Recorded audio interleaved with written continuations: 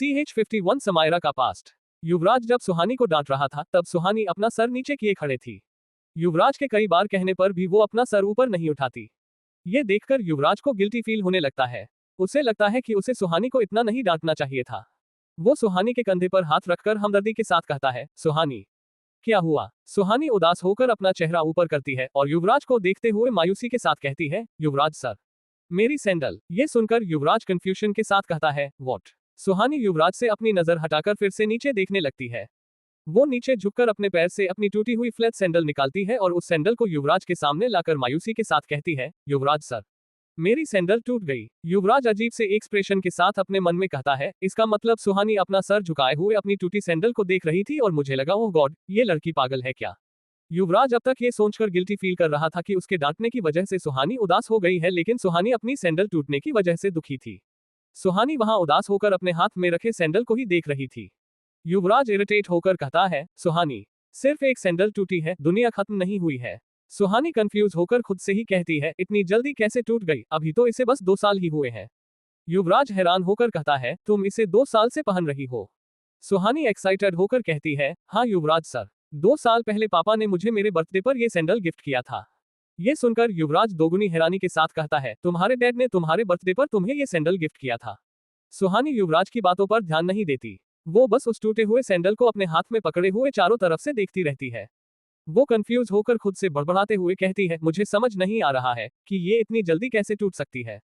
युवराज सुहानी को ताना मारते हुए कहता है, आई एम सॉरी कि तुम इस सैंडल का तीसरा बर्थडे नहीं मना पाए। सुहानी अभी युवराज की बातों पर ध्यान नहीं देती और उस सैंडल को ही कंफ्यूज होकर देखती रहती है। सुहानी की ये हरकत देखकर युवराज इरिटेट हो जाता है और वहां से चला जाता है। इधर लाइफ केयर हॉस्पिटल में समायरा एडमिट थी। ऑपरेशन हो जाने के बाद से उसे अभी तक होश नहीं आया था। वो हॉस्पिटल के एक प्राइवेट रूम में अपने बेड पर सो रही थी। उसके बेड के पास ही एक चेयर रखी थी जिस पर अमन कल रात से बैठे हुए उसे प्रोटेक्ट कर रहा था। वहां बैठे बैठे अमन कब से जिम्हाई लिए जा रहा था। उसे देखकर ऐसा लग रहा था जैसे वो हफ्तों से सोया नहीं था। कुछ देर में वहां अर्नव और गोपाल आ जाते हैं। उनके आते ही अमन अपनी चेयर से उठकर अर्नव को सल्यूट करता है। अर्नव समायरा की तरफ देखते हुए अमन से कहता है, क्या इसे अभी तक होश नहीं आया? अमन जवाब देता है, नहीं सर, ऑपरेशन के बाद से अब तक इन्हें होश नहीं आया है।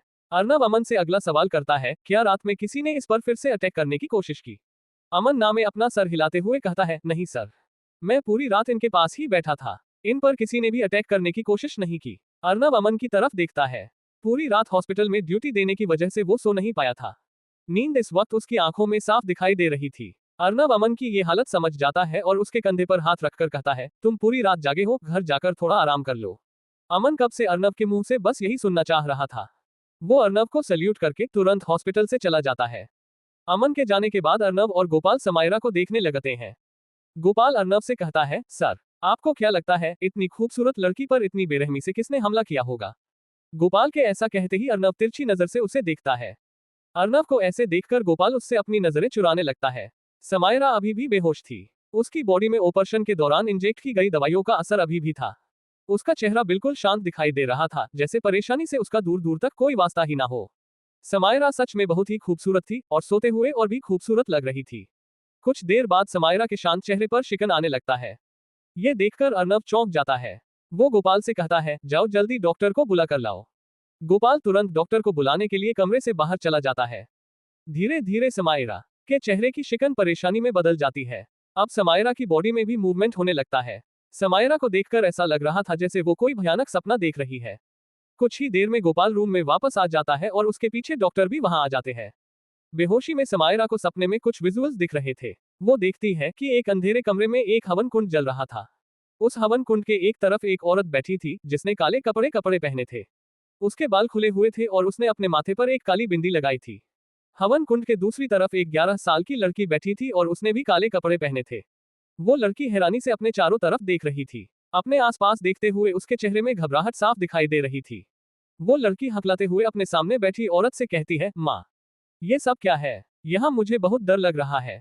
वो औरत उस लड़की से कहती है, नहीं समायरा, आज से तुम मुझे माँ नहीं बल्कि गुरु माँ कहोगी। 11 साल की समायरा मासूमियत के साथ उस औरत से कहती है, लेकिन क्यों माँ? वो औरत समायरा को प्यार से समझाती है, क्योंकि आज से मैं तुम्हें ये तंत्र विद्या सिखाने वाली हूँ। इसका मतलब ये है कि आज से मैं तुम्हारी गुरु हूँ। इसके बाद समायरा के सपने से ये सीन गायब होने लगता है। अब समायरा को एक और सीन दिखता है। इस समय समायरा 15 साल की थी। वो अपनी माँ के साथ उसी जगह बैठी थी और हवन कुंड के सामने कोई तांत्रिक क्रिया कर रही है। क्रिया पूरी होते ही उसकी माँ खुश होकर कहती है, शाबाश समायरा, तुम बहुत होनहार हो, तुम तो मेरी उम्मीदों से कहीं जल्दी सब कुछ सीखती जा रही हो। मैं चाहती हूँ कि तुम बहुत शक्तिशाली तांत्रिक बनो। समायरा मुस्कुराते हुए कहती है, जी गुरु माँ, मैं इसके लिए बहुत मेहनत करूंगी। समायरा की माँ कुछ सोचते हुए कहती है, सिर्फ मेहनत ही नहीं समायरा, तुम्हें एक इंसान की भी जरूरत है जिससे तुम्हें बहुत सी शक्तियां मिल सकती है। समायरा हैरानी से कहती है, कौन है वो इंसान गुरु माँ? समायरा की माँ अपने चेहरे पर संजीदगी लाते हुए कहती है, युवराज। समायरा को इसके बाद सपने में अगला सीन दिखाई देता है जिसमें वो विशिंग वेल के पास घुटने के बल बैठी रो रही थी। उसके सामने वो साया और उसकी माँ थी। उस साय ने समायरा की माँ का गला पकड़कर उसे हवा में लटका दिया था।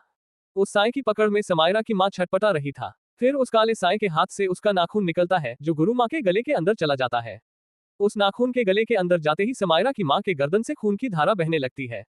कुछ देर बाद वो साया समायरा की माँ को छोड़ देता है और वो नीचे गिर जाती है। अगले ही पल समायरा अपनी माँ का सर अपनी गोद में लिए हुए रोती रहती है और वो साया उन दोनों के चारों तरफ हवा में घूमने लगता है। ये तीनों विजुअल्स एक के बाद एक समायरा को सपने में दिख रहे थे।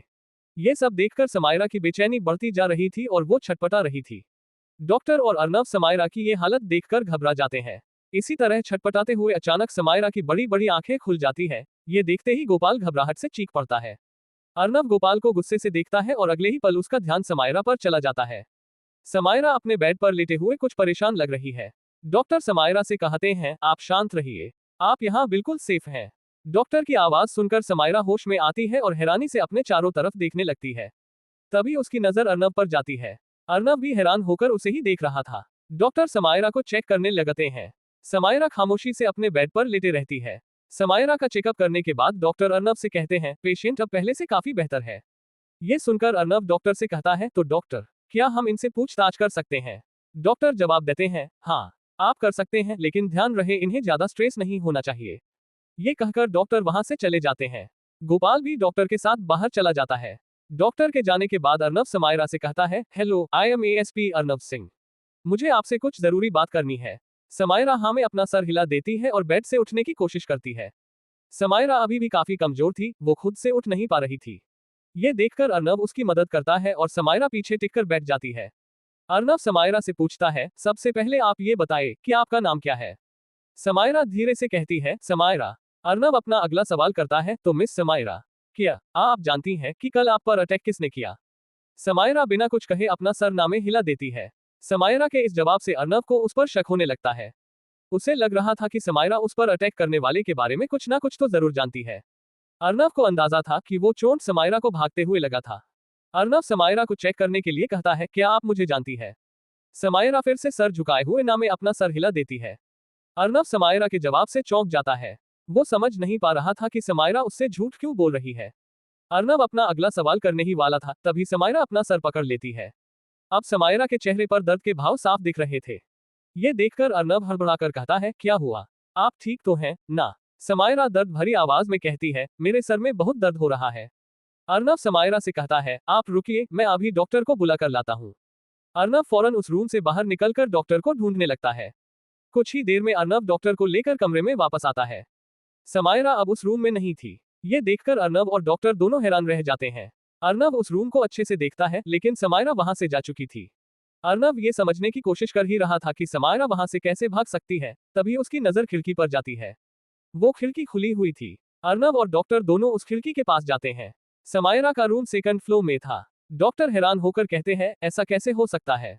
उस लड़की का कल ही एक मेजर ऑपरेशन हुआ था और आज वो आज सेकंड फ्लोर से नीचे कूदकर भाग गई। अर्नव खामोश रह जाता है। उसके पास भी डॉक्टर के सवाल का कोई जवाब नहीं था। अर्नव सोच में पड़ जाता है कि समायरा ने उसे पहचानने से इनकार क्यों कर दिया और इस हालत में वो हॉस्पिटल से क्यों भाग गई। इधर समायरा सुनसान सड़क पर लड़खड़ाते हुए चल रही थी। इस वक्त वो काफी कमजोर थी और चलते हुए हौंफ रही थी। हॉस्पिटल के सेकंड फ्लोर से वो पाइप के सहारे नीचे उतरी थी। इस कारण उसके पैरों में भी चोटें आई थी। सड़क पर चलते हुए वो खुद से कहती है, वो साया पहले से कहीं ज्यादा ताकतवर हो चुका है। उसे खत्म करने के लिए मुझे उनकी जरूरत पड़ेगी। उनकी मदद के बिना मैं उस साय के सामने एक मिनट भी नहीं टिक सकती। समायरा इस वक्त बहुत कमजोर हो चुकी थी। ऐसी हालत में काफी देर से चलने की वजह से उसका सर घूमने लगता है और कुछ ही पलों में वो बेहोश होकर सड़क पर गिर जाती है। रात के 11 बजे थे। युवराज अपने घर के स्टडी रूम में बैठा कोई किताब पढ़ रहा था किताब पढ़ते हुए उसका चेहरा बिल्कुल शांत लग रहा था। वो उस किताब में पूरी तरह से खो गया था। तभी युवराज का मोबाइल बजता है। युवराज अपने किताब को छोड़कर अपने मोबाइल के पास जाता है। जैसे ही वो मोबाइल की तरफ देखता है, उसके चेहरे के भाव बदल जाते हैं। युवराज मोबाइल को अपने कान पर लगाकर सामने वाले की बात ध्यान से सुनने लगता है। बात खत्म होते ही वो कॉल कट करके टेबल पर रखी अपनी कार कीज उठाता है और घर से बाहर चला जाता है। युवराज पूरी स्पीड से कार चलाते हुए शहर के बाहर आ जाता है। वो एक बिल्डिंग के बाहर अपनी कार रोकता है और बिल्डिंग के अंदर चला जाता है। बिल्डिंग के अंदर युवराज उसी अपार्टमेंट में जाता है जहां वो सना को लेकर आया था। युवराज जैसे ही उस अपार्टमेंट का दरवाजा खोलता है, अंदर से उसे किसी के चीखने की आवाजें आने लगती है। उन आवाजों को सुनकर भी युवराज के एक्सप्रेशन में कोई फर्क नहीं आता। युवराज उस अपार्टमेंट के अंदर चला जाता है। अंदर जाकर वो देखता है कि वहां 10-12 आदमी ब्लैक टी शर्ट और पैंट पहने खड़े थे। दिखने में वो बॉडी बिल्डर लग रहे थे। युवराज उन पर ध्यान दिए बिना एक रूम की तरफ बढ़ जाता है। उसी रूम से किसी के चीखने की आवाजें आ रही थी। उस रूम के अंदर भी ब्लैक शर्ट पहने 5 बॉडी बिल्डर खड़े थे। उन्होंने किसी आदमी को घेर रखा था। युवराज को वहां देखते ही वो आदमी अपना सर झुकाकर शर्ट में खड़े जाते हैं। युवराज उनसे नजर हटाकर अपने सामने देखता है। सामने कुर्सी पर कोई बंधा हुआ था, जिसका चेहरा काले कपड़े से ढका था। कुर्सी पर बंधे होने के बावजूद वो आदमी अपने हाथ पैर मारते हुए चीख रहा था। CH-52 युवराज का इंटेरोगेशन। युवराज एक अपार्टमेंट के अंदर जाता है। ये वही अपार्टमेंट था जहां कुछ दिनों पहले युवराज सना को लेकर आया था। उस अपार्टमेंट के अंदर जाकर युवराज एक रूम में चला जाता है। उस रूम में ब्लैक शर्ट पहने हुए 5 लंबे और हटे कट्टे आदमी खड़े थे। दिखने में वो बॉडी बिल्डर्स लग रहे थे। ये सभी युवराज के सिक्योरिटी टीम से थे। इनमें सबसे आगे एक 6'2" की हाइट का एक सांवला सा आदमी खड़ा था, जो उनका हेड था। उस आदमी का नाम रॉबिन था। कमरे की एक दीवार के पास एक कुर्सी रखी थी। उस कुर्सी पर एक आदमी बैठा था, जिसे रस्सी से कुर्सी के साथ बांधा गया था। उसका सर एक काले कपड़े से ढका हुआ था और वो आदमी कब से छटपटाए जा रहा था। उस आदमी के सामने एक छोटा सा टेबल रखा हुआ था। युवराज जाकर उस आदमी के सामने खड़ा हो जाता है। युवराज के वहां आने के बाद रॉबिन उस बंधे हुए आदमी के सर से काला कपड़ा हटा देता है। कपड़े के हटते ही कुर्सी से बंधे हुए उस आदमी का चेहरा कमरे की हल्की रोशनी में दिखाई देता है। वो आदमी और कोई नहीं, सुहानी के डैड आलोक शर्मा थे। चेहरे से कपड़े के हटते ही आलोक घबराते हुए अपने चारों तरफ देखने लगता है। अपने सामने उन बॉडी बिल्डर्स और युवराज को देखकर वो और भी डर जाता है। वो युवराज को देखकर हकलाते हुए कहता है, कौन हो तुम लोग? और मुझे यहाँ ऐसे बांध कर क्यों रखा है? आलोक अपने आसपास देखते हुए कहता है, कहाँ लेकर आए हो मुझे? रॉबिन पास से एक कुर्सी लेकर उसे टेबल के दूसरी तरफ रख देता है और युवराज उस कुर्सी पर बैठ जाता है। अब उस टेबल के एक तरफ युवराज बैठा था और दूसरी तरफ आलोक। बाकी लोग युवराज के पीछे खड़े थे। युवराज इस वक्त आलोक को गुस्से से घूर रहा था। उसे याद आ रहा था कि उसने सुहानी के साथ क्या क्या किया है। आलोक युवराज को देखकर घबराते हुए फिर से कहता है, कौन हो तुम? क्या तुम इनके बॉस हो? क्या चाहते हो मुझसे? वो लगातार बोले जा रहा था, चुप ही नहीं हो रहा था और युवराज उसे बस एकटक देख रहा था। तभी रॉबिन अपने पॉकेट से एक पिस्टल और एक नुकीला धारदार चाकू निकालकर आलोक के सामने टेबल पर रख देता है। ये देखते ही आलोक, जो लगातार बोले जा रहा था, बिल्कुल चुप हो जाता है। वो डर से अपनी आंखें फाड़कर युवराज को देखने लगता है। युवराज आलोक को देखते हुए रॉबिन से कहता है, तो रॉबिन, पिस्टल या चाकू? युवराज की ये बात सुनकर आलोक की घबराहट और भी बढ़ने लगती है। रॉबिन कैजुअली जवाब देता है, युवराज सर, मुझे तो पिस्टल पसंद है। आपको ज्यादा मेहनत भी नहीं करनी पड़ेगी, बस एक ट्रिगर दबाते ही इसका खेल खत्म। रॉबिन जवाब सुनकर आलोक रोने लगता है। तभी वहां खड़ा दूसरा आदमी कहता है, नहीं सर, अगर आप इसे पिस्टल से मारेंगे तो उसकी आवाज से पूरी बिल्डिंग को पता चल जाएगा। वो क्या है ना, हम आज इस पिस्टल का साइलेंसर लाना भूल गए। अब आलोक के चेहरे पर डर के साथ स्माइल भी आ जाती है। वो आदमी आगे कहता है, आप इसे चाकू से मार दीजिए, बाहर आवाज भी नहीं जाएगी और हमारा एक बुलेट भी बच जाएगा। ये सुनते ही आलोक और जोर जोर से रोने लगता है। वो गिड़गिड़ाते हुए युवराज से कहता है, प्लीज मुझे मत मारो, मुझे जाने दो, मैंने तुम्हारा क्या बिगाड़ा है? आलोक को इस तरह से गिड़गिड़ाते देख रॉबिन को हंसी आ रही थी। वो अपनी हंसी को छुपाते हुए सख्त आवाज में आलोक से कहता है, अगर जिंदा रहना चाहता है तो जो युवराज सर पूछ रहे हैं उसका सही सही जवाब दे। रॉबिन के ये कहने पर आलोक युवराज से कहता है, क्या पूछना है आपको मुझसे? युवराज आलोक की आंखों में देखते हुए कहता है, सुहानी शर्मा कौन है? आलोक डरते हुए कहता है, सुहानी के बारे में तुम क्यों जानना चाहते हो? आलोक के इस जवाब से युवराज का गुस्सा बढ़ने लगता है। वो चेहरे पर बिना कोई एक्सप्रेशन लिए सामने रखी उस धारदार चाकू को अपने हाथ में ले लेता है। युवराज एक हाथ से चाकू का हैंडल पकड़ता है और दूसरे हाथ की एक उंगली उस चाकू के नोक पर रखकर उस चाकू को गौर से देखने लगता है। युवराज को ऐसा करते देख आलोक कहता है, सुहानी शर्मा मेरी बेटी है। युवराज चाकू को ही देखते हुए अपना अगला सवाल करता है, क्या वो तुम्हारी खुद की बेटी है? आलोक घबराते हुए जवाब देता है, नहीं, मैंने उसे गोद लिया था। युवराज आगे पूछता है, वो तुम्हें कहाँ मिली थी? आलोक अपनी नजरें चुराकर जवाब देता है, मुझे वो एक मंदिर की सीढ़ी पर मिली थी। तभी मैं और मेरी पत्नी उसे घर ले आए थे। आलोक का जवाब सुनकर युवराज की नजर चाकू की नोक से आलोक के चेहरे पर जाती है। उसे सुहानी की बात याद आती है कि सुहानी ने पहली बार अपने मम्मी पापा को हॉस्पिटल में देखा था। वो समझ जाता है कि आलोक अब झूठ बोल रहा है। युवराज बिना कुछ कहे चाकू हाथ में लिए हुए अपनी कुर्सी से उठ जाता है और टेबल की दूसरी तरफ आलोक के नजदीक जाकर बैठ जाता है। युवराज को अपने नजदीक देखकर आलोक डर से कांपने लगता है। युवराज आलोक को गुस्से से देखते हुए चाकू की नोक को उसके चेहरे के पास ले जाता है। जब चाकू आलोक के चेहरे के पास पहुंचता है तो आलोक अपना चेहरा पीछे करने लगता है, लेकिन युवराज अब भी चाकू आगे बढ़ाते जाता है। युवराज चाकू की उस पैनी नोक को आलोक के दाईं आंख की पुतली से ठीक 1 सेंटीमीटर की दूरी पर रोक लेता है। आलोक किसी मूर्ति की तरह उस चेयर पर बैठा हुआ था। उसे पता है कि अगर वो 1 सेंटीमीटर भी हिला तो उसकी आंख में वो चाकू घुस जाएगा। युवराज चाकू को बिल्कुल वहीं पर रखे हुए आलोक से कहता है, अगर अब तूने मेरे एक भी सवाल का गलत जवाब दिया तो तेरी ये आंख बाहर होगी, और इसके बाद मैं तेरी बॉडी से क्या क्या अलग करूंगा वो तू सोच भी नहीं सकता। ये कहते हुए युवराज बहुत क्रूर लग रहा था। आलोक अब युवराज में अपनी मौत साफ देख पा रहा था। युवराज जोर देकर आगे कहता है, समझ आई मेरी बात। आलोक युवराज की इस हरकत से सदमे में आ गया था। वो इस वक्त अपनी आंख के एकदम पास रखे चाकू के उस नोक को दहशत भरी निगाहों से देख रहा था। युवराज की बात सुनकर उसके मुंह से एक शब्द भी नहीं निकलता। उसे चुप देखकर युवराज गुस्से में जोर से कहता है, समझ आ रही है मेरी बात। युवराज के ऐसा कहते ही आलोक बहुत ज्यादा डर जाता है और डर से उसकी पैंट गीली हो जाती है। युवराज इस बार इतनी जोर से चिल्लाया था कि वहां खड़े बाकी के 5 लोग भी डर गए थे। रॉबिन देखता है कि डर से आलोक की हालत बहुत खराब हो चुकी है।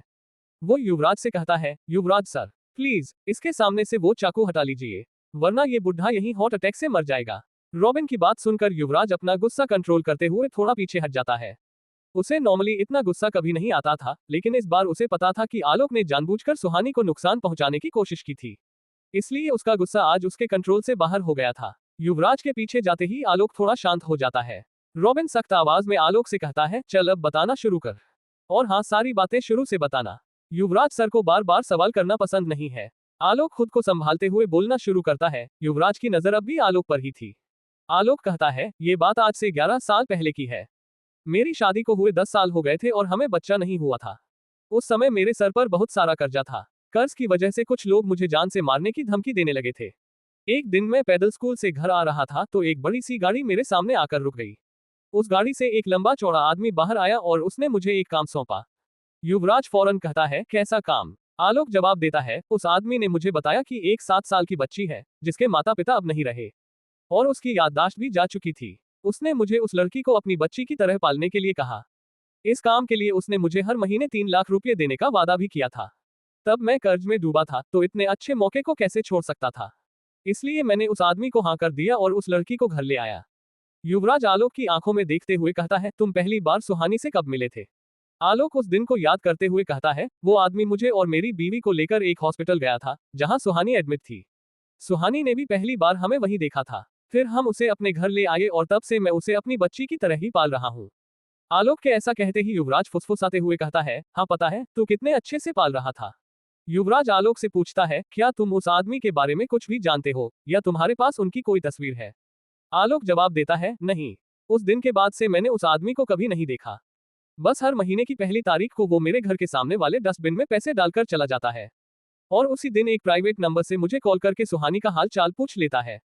आलोक की बातें सुनकर युवराज शांत होकर कुछ सोचने लगता है।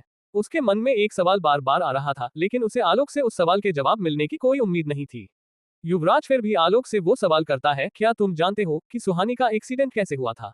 आलोक कहता है, नहीं, मैं नहीं जानता कि सुहानी का एक्सीडेंट कैसे हुआ था। उस आदमी ने मुझे बस इतना बताया था कि सुहानी का एक कार एक्सीडेंट हुआ था। मुझे तो ये भी नहीं पता कि सुहानी किस शहर से है, वो कश्मीर से है भी या नहीं। सुहानी के बारे में अब युवराज के सारे सवाल खत्म हो चुके थे, सिवाय एक सवाल के। जैसे ही उसके मन में ये सवाल आता है, गुस्से से उसका खून खौल जाता है।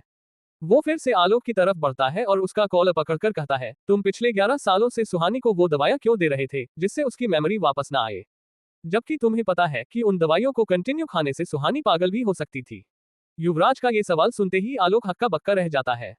उसे बिल्कुल भी उम्मीद नहीं थी कि किसी को भी उसके इस हरकत के बारे में पता चल सकता है। यहाँ तक कि उसने अपनी बीवी को भी इसके बारे में कुछ भी नहीं बताया था।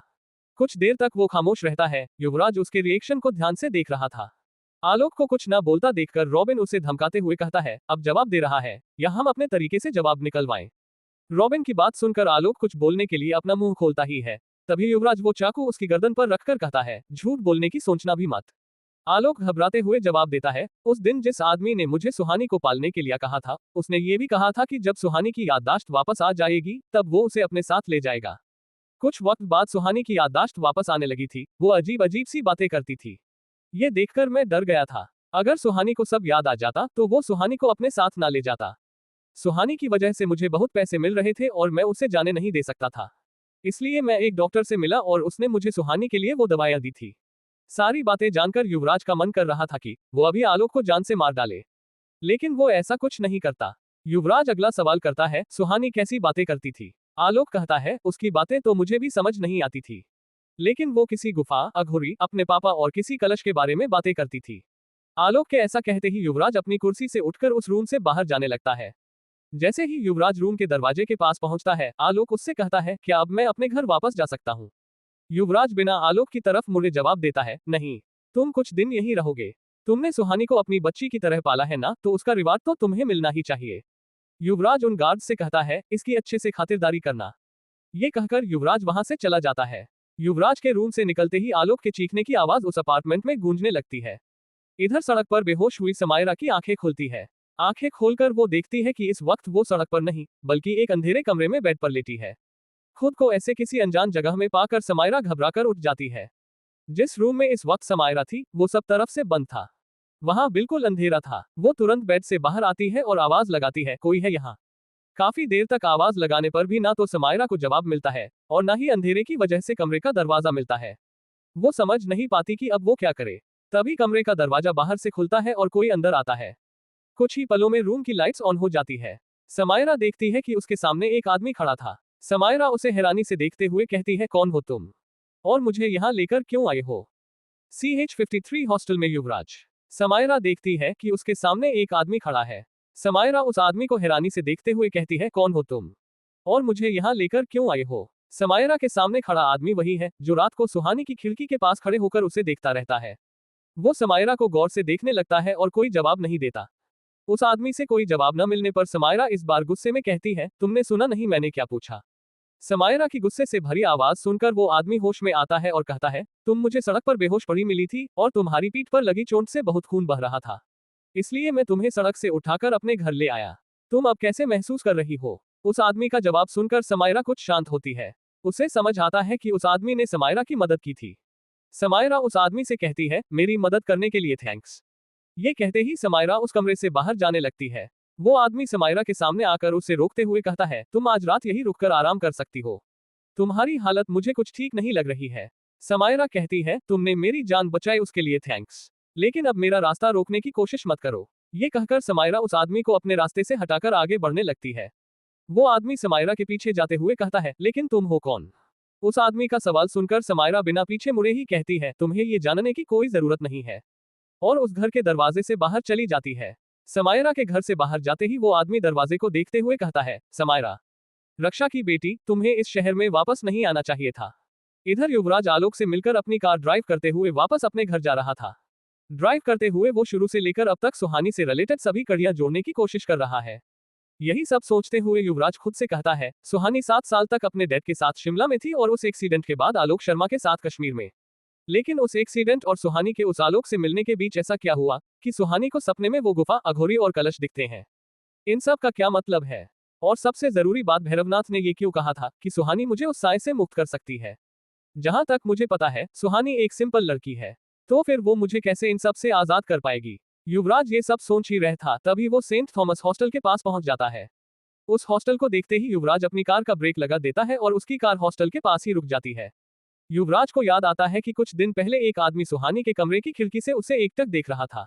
युवराज सोचता है कि कहीं आज भी वो आदमी सुहानी पर नजर तो नहीं रख रहा है। युवराज बाउंड्री वॉल से कूदकर हॉस्टल के अंदर आ जाता है। कुछ दूरी तक चलने के बाद उसे सुहानी के कमरे की खिड़की दिखाई देती है। वो देखता है कि आज खिड़की के पास कोई भी नहीं था। ये देखकर युवराज चैन की सांस लेता है। युवराज खिड़की के पास जाता है और कमरे के अंदर देखने लगता है। कमरे के अंदर अंधेरा था, लेकिन युवराज सुहानी और निशा को साफ साफ देख सकता था।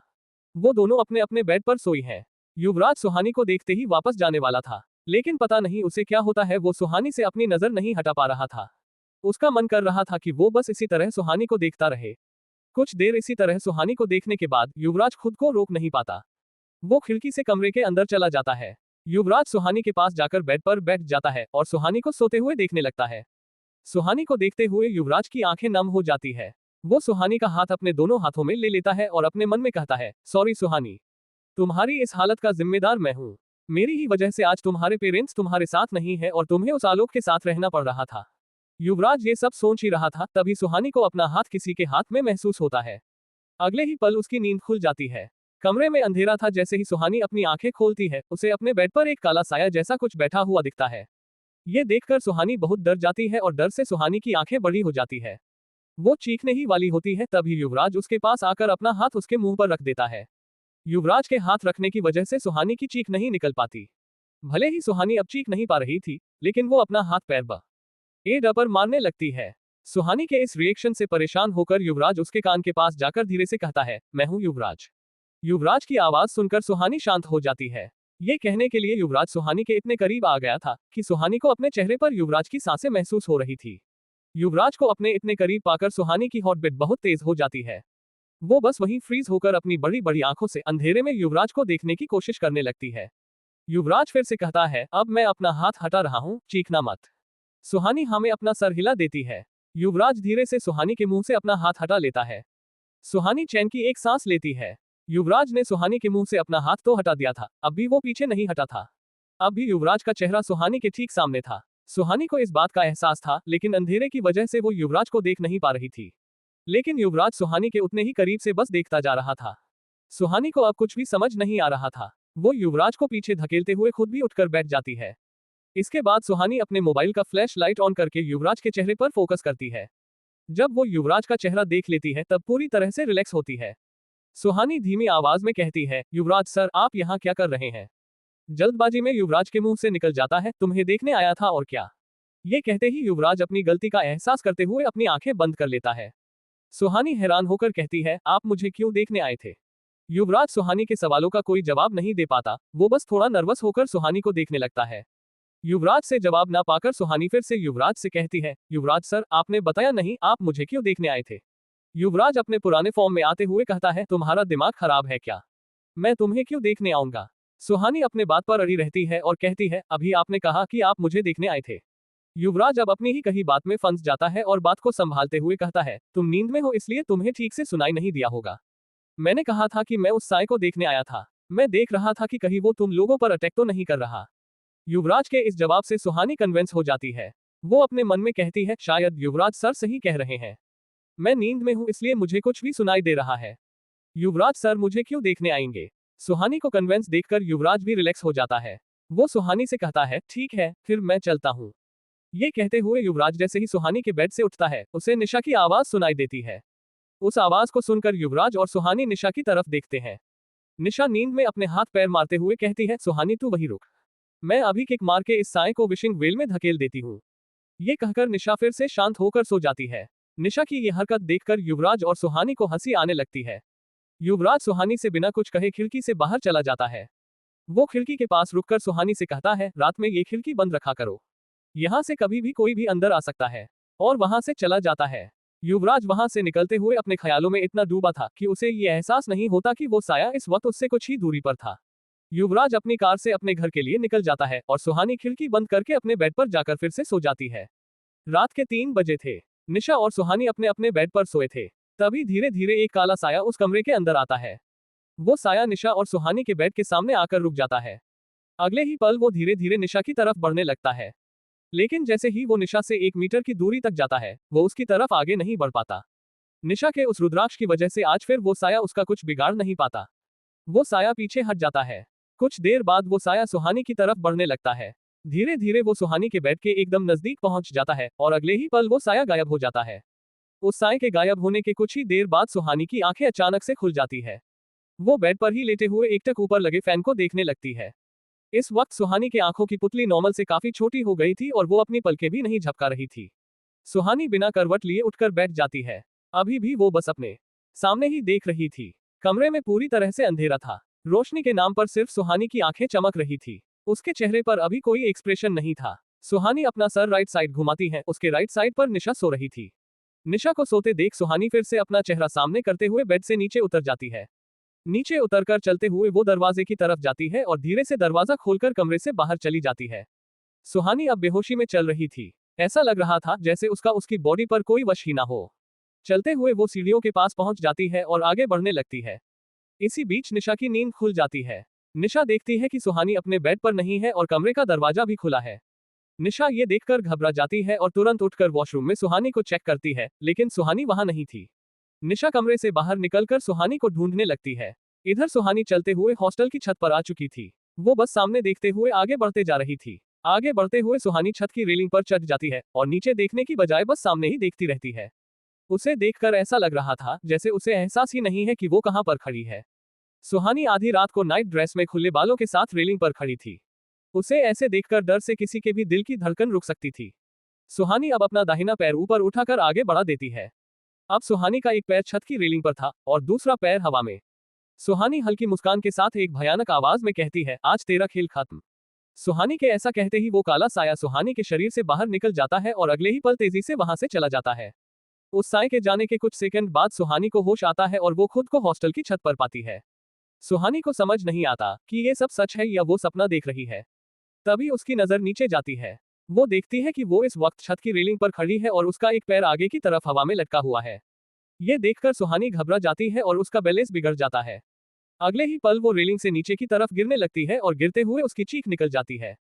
आज सुहानी को लगा था कि वो नीचे गिरकर मर ही जाएगी, लेकिन अगले ही पल उसे एहसास होता है कि वो हवा में लटकी है और किसी ने छत के सहारे उसका हाथ पकड़ लिया है। सुहानी झट से ऊपर देखती है तो उसे एक आदमी दिखाई देता है। ये वही आदमी था जो सुहानी पर नजर रखता था। वो आदमी सुहानी से कहता है, तुम डरो मत, मैंने तुम्हें पकड़ लिया है। वो आदमी सुहानी को ऊपर खींचने लगता है। तभी निशा भी वहां आ जाती है और उस आदमी की मदद करने लगती है। अब सुहानी का एक हाथ उस आदमी ने पकड़ा था और दूसरा निशा ने। कुछ ही देर में सुहानी ऊपर आ जाती है। वो तीनों उस छत के फ्लोर पर घुटने के बल बैठे हौंक रहे थे। वो आदमी हौंकते हुए सुहानी से कहता है, तुम ठीक तो हो ना। उस आदमी के ये कहते ही सुहानी सब कुछ भूलकर उसे गौर से देखने लगती है और कहती है, मैंने आपको पहले कहीं देखा है। क्या मैं आपको जानती हूँ? ये सुनकर वो आदमी घबरा जाता है और कहता है, मुझे जाना होगा, हॉस्टल के बाकी लोग यहाँ आ रहे हैं।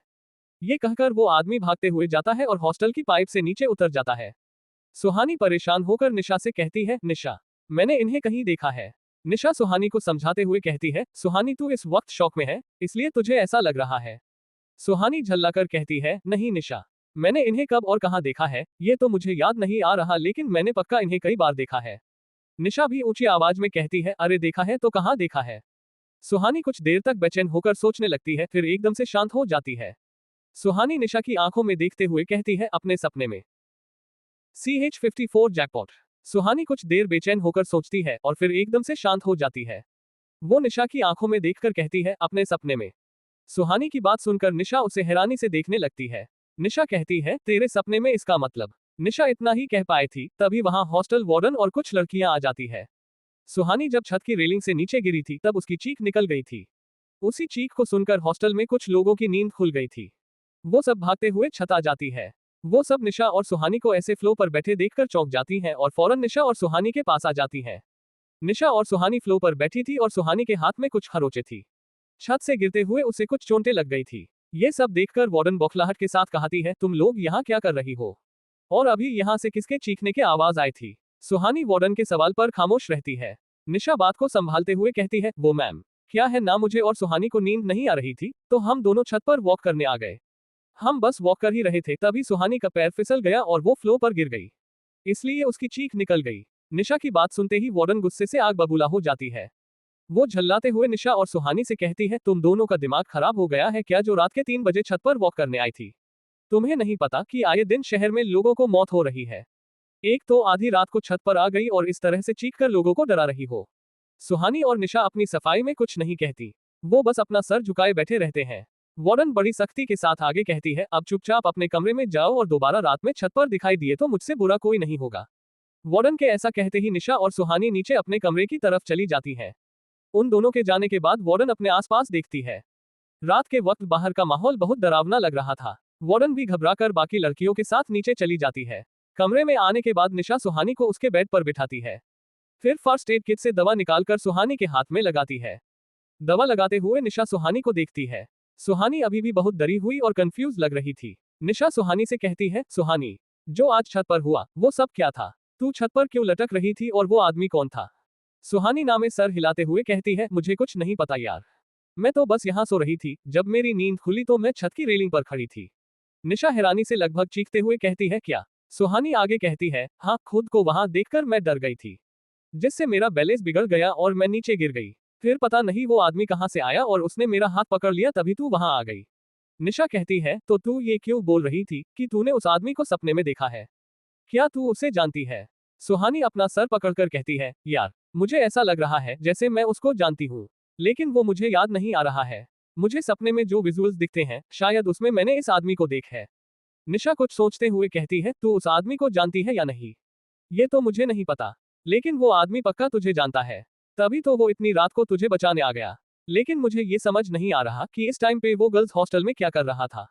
निशा की ये बात सुनकर सुहानी खामोश ही रहती है, क्योंकि उसके पास भी इस सवाल का कोई जवाब नहीं था। कुछ देर शांत रहने के बाद निशा कहती है, सुहानी, क्या तू इससे पहले कभी शिमला आई थी? सुहानी कहती है, नहीं यार, मैं पहले भी बता चुकी हूँ, इससे पहले मैं कभी शिमला नहीं आई। निशा सीरियस होकर कहती है, सुहानी, मुझे लगता है कि तेरा इस शहर से पहले से ही कोई कनेक्शन है। सुहानी अपनी बात पर जोर देकर कहती है, नहीं निशा, मैं शिमला कुछ महीने पहले ही तो आई हूँ और हमारे कोई रिलेटिव भी यहाँ नहीं रहते। यहाँ से मेरा क्या कनेक्शन होगा? निशा सुहानी की आंखों में देखते हुए कहती है, सुहानी, तुझे याद है जब हम सना को ढूंढने के लिए सिंघानिया मेंशन गए थे?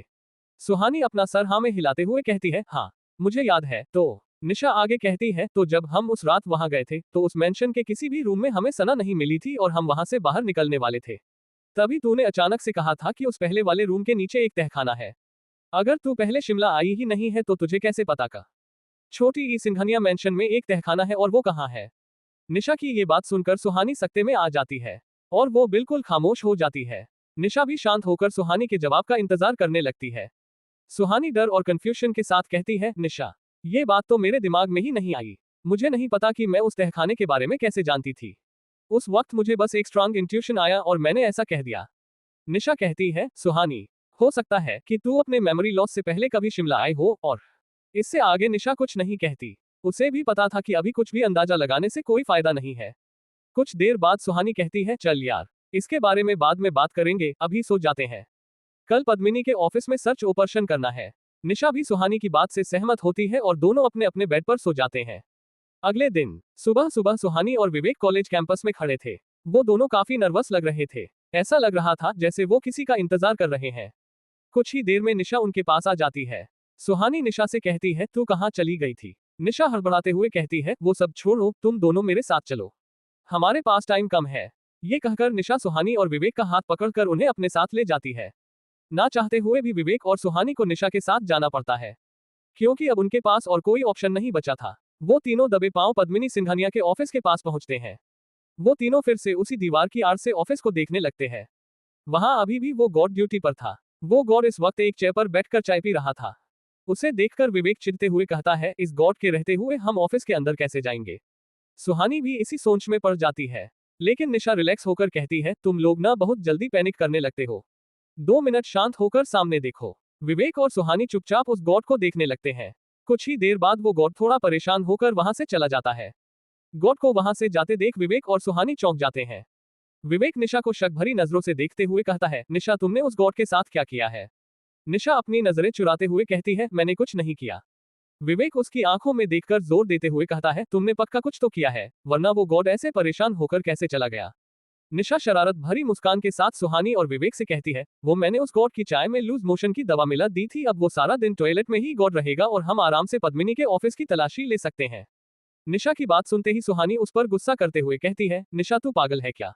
अपना काम निकालने के लिए उस बेचारे गॉड की तबीयत खराब करने की क्या जरूरत थी? विवेक भी सुहानी से सहमत होकर कहता है, हाँ निशा, अगर उसकी तबीयत ज्यादा खराब हो गई तो। निशा उन दोनों की बातों से चिढ़ते हुए कहती है, मैंने उसकी चाय में लूज मोशन की दवा लिमिट में डाली है। और दूसरी बात, तुम लोगों के पास इससे बेहतर कोई आइडिया था क्या? निशा की बात सुनकर विवेक और सुहानी कुछ भी नहीं कहते। उन्हें खामोश देखकर निशा आगे कहती है, अब चलो, टाइम कम है हमारे पास। निशा की बात सुनकर सुहानी पद्मिनी के ऑफिस की तरफ बढ़ने लगती है। तभी निशा उसका हाथ पकड़कर उसे रोक लेती है और कहती है, सुहानी, 1 मिनट रुक। निशा अपने बैग से एक गुलेल निकालती है और उस पर एक पत्थर लगाती है। सुहानी और विवेक मुंह बनाकर निशा को देखने लगते हैं। उन्हें कभी भी निशा की हरकतें समझ नहीं आती थी। लेकिन वो दोनों निशा से कोई सवाल नहीं करते। अगले ही पल निशा दीवार की आड़ लेकर पद्मिनी के ऑफिस के दरवाजे की तरफ निशाना लगा देती है। जैसे ही निशा पत्थर को गुलेल से छोड़ती है, वैसे ही सुहानी और विवेक भी दीवार से झांकते हुए पद्मिनी ऑफिस को देखने लगते हैं। वो देखते हैं कि उसके ऑफिस के दरवाजे के ऊपर एक सीसीटीवी कैमरा लगा हुआ था, जिसे निशा ने गुलेल से तोड़ दिया। अब फिर से वो दोनों निशा को गुस्से से देखने लगते हैं। निशा उन दोनों की नाराजगी इग्नोर करके पद्मिनी के ऑफिस की तरफ बढ़ते हुए कहती है, कम ऑन, इससे अच्छा आइडिया नहीं था तुम दोनों के पास। इस बार विवेक और सुहानी भी निशा की बात से सहमत होते हैं और उसके पीछे ही जाने लगते हैं। वो तीनों पद्मिनी सिंघानिया के ऑफिस के अंदर आ जाते हैं। पद्मिनी का ऑफिस बहुत बड़ा था। ऑफिस के अंदर का एक एक सामान बिल्कुल सिस्टमेटिक तरीके से रखा हुआ था। वो तीनों घूमते हुए ऑफिस को हर तरफ से देखने लगते हैं। तभी विवेक की नजर पद्मिनी के डेस्क पर रखे बॉल साइज के एक पेपर वेट पर जाती है। उसे देखते हुए विवेक कहता है, इसे देखो, इस पेपर वेट के अंदर तो विशिंग वेल दिखाई दे रहा है ना। विवेक की बात सुनकर निशा और सुहानी भी उस पेपर वेट को देखने लगते हैं। वो दोनों भी उसे देखकर हैरान रह जाते हैं। निशा उसे देखते हुए कहती है, हाँ यार, इसमें तो विशिंग वेल दिख रहा है। ऐसा लग रहा है जैसे पुराने रोड पर कोई कैमरा लगा है और ये पेपर वेट उनका मॉनिटर है। देखो, इसमें तो विशिंग वेल के आसपास के पेड़ के पत्ते भी हिलते हुए दिख रहे हैं। ये कहते हुए निशा उस पेपर वेट की तरफ अपना हाथ बढ़ाती है।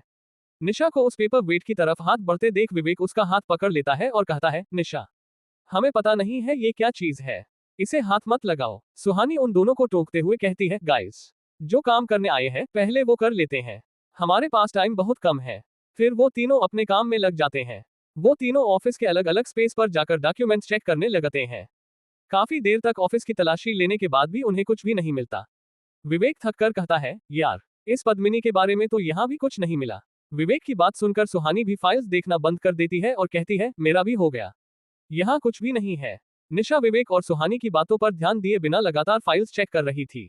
उसे इतने ध्यान से फाइल्स चेक करते हुए देख विवेक कहता है, निशा, तुम्हें कुछ मिला क्या? निशा अब भी विवेक के सवाल का कोई जवाब नहीं देती और अपने काम में लगे रहती है। तभी ऑफिस के दरवाजे पर कोई नॉक करता है। ये आवाज सुनकर विवेक, निशा और सुहानी घबरा जाते हैं और जल्दी से सभी फाइल्स को वापस अंदर रखने लगते हैं।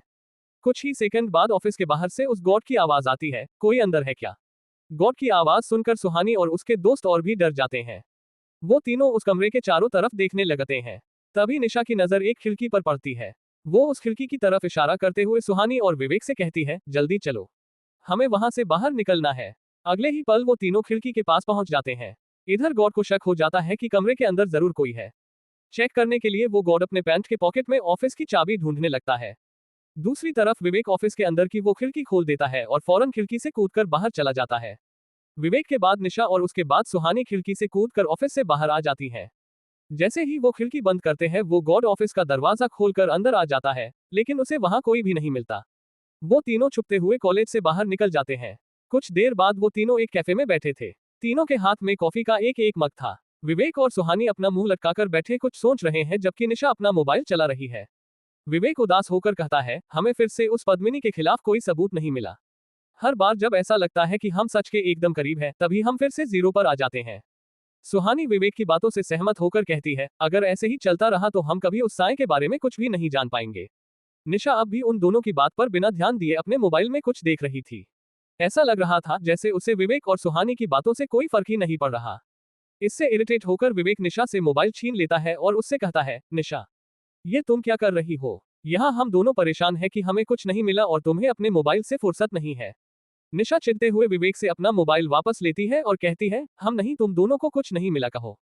सुहानी कंफ्यूज होकर कहती है, क्या मतलब? निशा सुहानी के सवाल का मुस्कुराते हुए जवाब देती है, मुझे तो लगता है कि मेरे हाथ जैकपॉट लग गया है। CH55 पद्मिनी की आइडेंटिटी। निशा सुहानी के सवाल का मुस्कुराते हुए जवाब देती है, मुझे तो लगता है कि मेरे हाथ जैकपॉट लग गया है। निशा की ये बात सुनकर सुहानी और विवेक कंफ्यूज हो जाते हैं। विवेक निशा से कहता है, जैकपॉट लग गया मतलब? सुहानी भी निशा के जवाब का इंतजार करते हुए उसे देखने लगती है।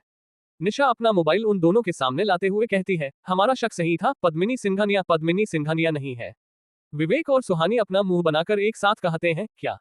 निशा उन दोनों को देखते हुए अपनी गलती सुधारकर फिर से कहती है, मेरा मतलब है कि ये पद्मिनी सिंघानिया रियल पद्मिनी सिंघानिया नहीं है। ये एक फेक आइडेंटिटी के साथ शिमला में रह रही है। विवेक बौखलाहट के साथ कहता है, मतलब कोई पद्मिनी सिंघानिया है ही नहीं जो लंदन से इंडिया आई थी। निशा विवेक को समझाने की कोशिश करते हुए कहती है, अरे नहीं, पद्मिनी सिंघानिया रियल में है, लेकिन ये वो पद्मिनी सिंघानिया नहीं है। निशा की बातें सुनकर विवेक अब इरिटेट हो जाता है। वो आगे कहता है, यार निशा, तुम क्या बोल रही हो, मुझे कुछ समझ नहीं आ रहा है। तुम साफ साफ शुरू से बताओ। विवेक के साथ सुहानी को भी निशा की बात समझ नहीं आ रही थी। वो भी निशा से कहती है, हाँ निशा, तू आराम से बता कि तुझे ऑफिस में ऐसा क्या मिला जो तू इतने कोइंसिडेंस से कह रही है कि पद्मिनी की आइडेंटिटी फेक है। निशा एक गहरी सांस लेती है और फिर कहती है, तुम दोनों मेरे पास आओ और मेरे मोबाइल को देखो। सुहानी और विवेक निशा के पास जाकर बैठ जाते हैं और निशा के हाथ में रखे मोबाइल को देखने लगते हैं। निशा उन्हें अपना मोबाइल दिखाते हुए आगे कहती है, ये देखो, मुझे पद्मिनी के ऑफिस में कुछ पुराने फाइल्स मिले थे जिन्हें पढ़ने का टाइम मेरे पास नहीं था, इसलिए मैंने उन सबकी फोटोज ले ली थी। विवेक निशा से इम्प्रेस होकर कहता है, वाव यार, ये आइडिया मुझे क्यों नहीं आया। निशा कहती है, क्योंकि तुम इडियट हो। अब तुम दोनों बीच में कुछ नहीं बोलोगे जब तक मैं अपनी बात पूरी नहीं कर लेती। सुहानी और विवेक खामोश हो जाते हैं। निशा अपनी बात शुरू करती है।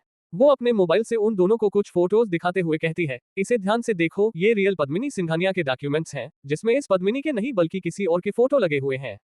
सुहानी और विवेक उन डॉक्यूमेंट्स को देखकर हैरान रह जाते हैं। निशा आगे कहती है, अब अगर हम इन पुराने डॉक्यूमेंट्स और इस पद्मिनी के डॉक्यूमेंट्स को साथ में देखते हैं तो दोनों में हर चीज सेम है सिवाय उनकी फोटो के। सुहानी आगे कहती है, इसका मतलब इस पद्मिनी ने किसी पद्मिनी सिंघानिया के सारे डॉक्यूमेंट से उसके फोटो हटाकर अपने फोटोज लगवा लिए हैं और उसकी आइडेंटिटी को अपना बताकर इतने सालों से शिमला में रह रही है। निशा एक चैन की सांस लेकर कहती है, एग्जैक्टली, और इन डॉक्यूमेंट्स के हिसाब से रियल पद्मिनी के आगे पीछे कोई भी नहीं था, इसलिए ये काम फेक पद्मिनी के लिए और भी आसान हो गया और जो मुश्किलें उसके सामने आई होंगी उसे उसने अपने पावर और पैसे से सॉल्व कर लिया होगा। विवेक निशा को बीच में ही टोकते हुए कहता है, यार, लेकिन ये कैसे पॉसिबल है। किसी और की आइडेंटिटी लेना या गलत आइडेंटिटी के साथ रहना इतना भी आसान नहीं होता है। निशा कहती है, विवेक, तुमने स्लीपर सेल्स के बारे में नहीं सुना है क्या?